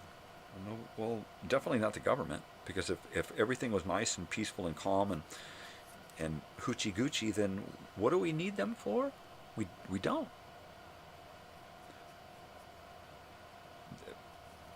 Ultimately, we fix the problems that they create, right? We have to gather together, rally together to help feed and home the homeless most of the time. We're the ones that have to have got your six, right? We're the ones that have to take care of the veterans when they return, because they don't want to have anything to do with them, right? Once they discharge them, they don't need them again until they get into more shit, and then they want to bring them back in, right? But they're not going to take care of their physical health and their mental well-being. You know, that's our responsibility. We have to create organizations to take care of things that they create, problems that they create. So what do we need them for besides to create problems that we need to fix, right? So why don't we just fix our own problems and get rid of that middleman, that used car salesman, right, that the government is, that most organized religions are. I'm not saying that religion is bad or that spirituality is bad. I'm a religious, spiritual person, just not like I'm supposed to be, right? Because I haven't been programmed to think one specific way. I know there's a lot of possibilities, so I don't write myself down as being this or that. I'm open, baby. You know? Sway me, make me think one way or the other. But you got to really, really give me some fucking truth. Don't just say, hey, everybody else believes it, so should you. Well, why? Don't shut up, don't ask why, just believe it. Yeah, I don't go for that. That's why I don't believe that our government is there for us. It's there for itself. It's self-serving. You know, the money, it doesn't help us. The taxes don't go to help us. They just go to help create more bureaucracy so that even less gets dribbled down to us. Why do you think we're in such a fucking deficit, right? It's horrible. The country's, how many trillions in debt? And like somebody said, but yet we still find money to give to foreign aid. And then we got nothing going on in our own country that we should be in debt that much for, right? Well, show me the itemized receipt on where this fucking money is going. They can't. Because if they did, they'd have to give up the ship. They'd have to come clean with the fucking lies. And people would lose their jobs. People would lose money and houses. And then you'd have a bunch of rich people homeless. Boy, would that be nice. Might you give me a bit of money for some Grey Poupon, please? Where were you? Where were you when we needed you and you were in the government, You could take your fucking open hand and go sit in the fucking public park.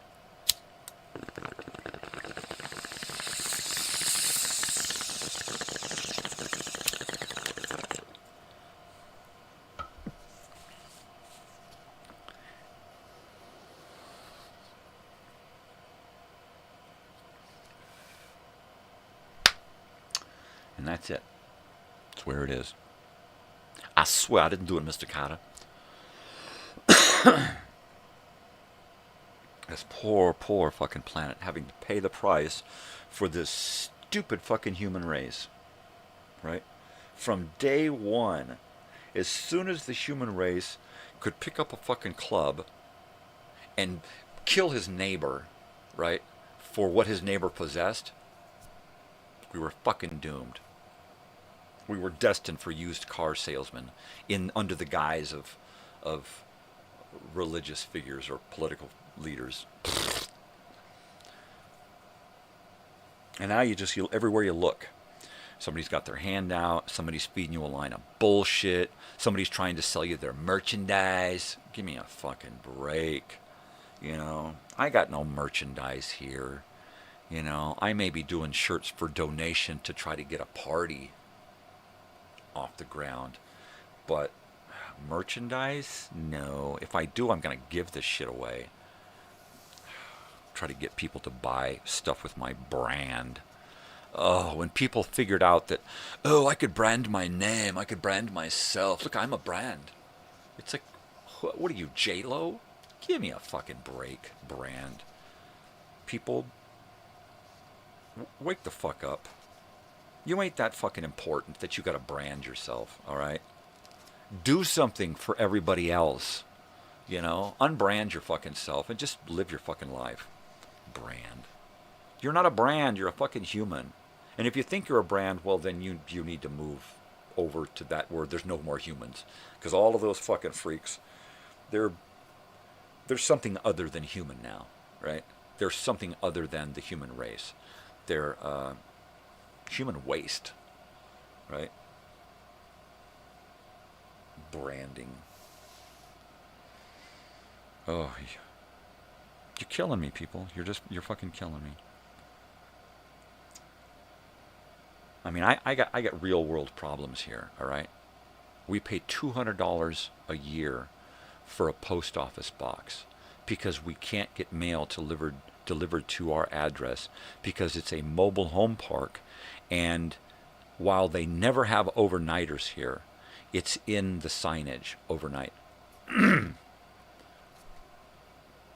So we can't get mail here because they do overnighters and you can't get mail to an overnight. That's the bullshit. So now I have to figure out how, and when we first moved here it was $40, $80 a year, right?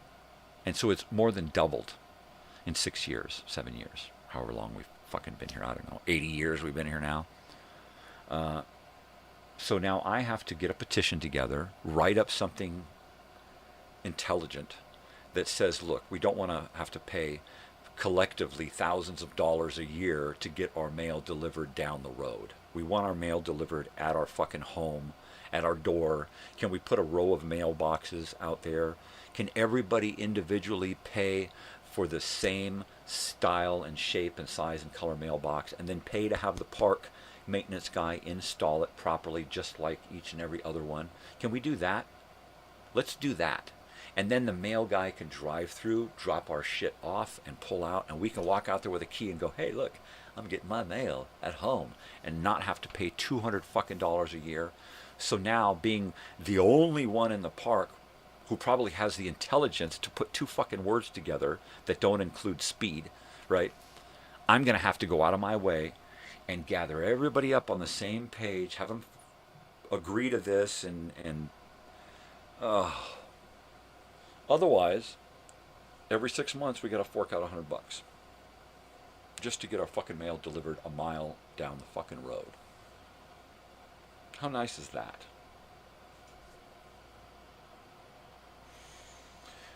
Do I want to deal with that kind of shit with the remaining time on my planet? Not really. Not like, I wouldn't even want to fucking deal with an organized religion or a organized political party. You know, it'd be a waste of my fucking time. It would. It's defeating. It's purposeless. You know. You can do it just as well on your own. But then you wouldn't involve a bureaucracy and put money in other people's pockets. We all are connected right here. Everybody on the fucking planet, you know, has one of these fucking things now. Why can't we collectively get together and decide, you know what? We're all going to vote this way and do this. We don't need you guys anymore. We are deciding ourselves how to control the bureaucracy that's a lot smaller because we don't have all of these high-dollar dickheads involved. We're the head dickheads now. We collectively make a decision, and it gets done. We don't leave it to you to get lobbied into making a decision that's going to be fucked for us, right? Because that's what happens. We send somebody into office hoping they're going to do what they promise, and they don't. They get lobbied into doing something for somebody else, usually somebody with more money than we have. Because we're just constituents. We're just votes. We ain't money in the pocket. That's what they want. That's why they're there. The bottom line, right? We're just the way to get there. We're just the people they lied to get that position of power and money and benefits and perks, right? Even if all they're doing it for is so that they're seen as being this, oh my gosh, look, see how everybody looks at me? They look at me like I'm in charge. Even if that's all they're going after. I think that's still wrong. You know? You don't get anybody out there anymore who goes into politics knowing full well they're never going to change their desire to help others. Usually they go into it knowing full well that they're helping others just to get into that position, so they got it dicked. They ain't got to worry about nothing from here on out. I got it dicked. You know? Then they do whatever the fuck they want. And then you see them in the tabloids. And then you find out that they're cheating on their fucking taxes and screwing the fucking housekeeper, doing all kinds of other fucking shit that's like, oh my God, I voted for that person? Oh my God. Get them out. Let's get somebody else in, because I trust this person now. Whew, man. Poor humanity. Don't know what the fuck to do with itself. Except to be entertained. So one thing we gotta do is just keep being entertained. Because if we're entertained, we don't have to worry about, you know, dealing with all that bullshit.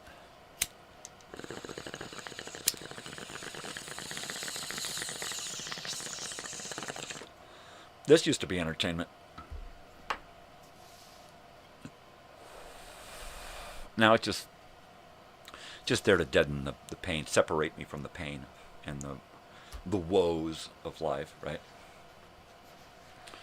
Does it, I don't know, maybe it's the one thing that helps wake me up rather than make me go, ah, jeez.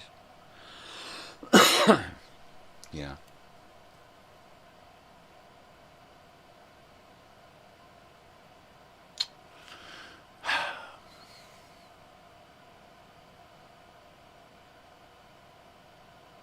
It just hurts to think about the direction of humanity. You know, I want so badly to do something to change the direction we're going. But I'm just one fucking guy, you know. Can one guy make a difference? Oh, yeah, if he's got like 1 billion people following him, yeah, right? And then how are they going to interpret this one guy's hopes and desires? Are they going to get fanatical about it and turn it into some kind of fucking cult? You know? Jeez. I mean, yeah. It's fucking L. Ron Hubbard, right? He wrote a book called Dianetics. He wrote a bunch of science fiction stuff, right? And then wrote Dianetics, a self-help book, how to introspect and you know, figure out how to change yourself and to calculate the different things about you that need to be worked, you know, and it was just a self-help thing. And then a few years later he dies and they turn it into a religion, right? A cult. And believe me, it's a cult. They're all cults. All those religions, they start as cults, and then all of a sudden they tax bracket into religion. I don't know how it works, right? Of course, the old religions, you don't look at those as cults, but they're cults. You know, you look at the description of a cult and then the description of religion, and there's a slight difference, right? And I can't remember what the wording was in the difference, but there's a slight difference in the wording, right? But ultimately, religions are cults. Cults are religions. Religious organizations, political organizations are cults. Sporting groups and people who follow athletic groups and teams and stuff, well, that's a cult mentality. Just like bikers and stuff are cult mentality. You know, it's all fraternities and sororities, cult. You know, it's just the way it is, man. If you don't see it that way, then you're just looking at it wrong. You're looking at it the way you've been programmed to look at it. Right? That's all I got to say about that. Oh, geez, I better get out of here. I got a world of shit to do today, and I haven't even got a clue as where to start. So I am going to pop on some closing credits here and just boogie on down the road. All right? So, as usual, you know, be nice, be kind, do something for yourself, but go out and do something for somebody else. Why? Because you can, right? It ain't going to cost you nothing to go help somebody. Smile. People like it when you smile, all right? I don't know why. Looks like you're growling. All right, people. Love you. Take care. Spread peace and love, and most especially stay weird. I'll see you tonight. Adios. Thanks for joining me. I appreciate it. Bye now.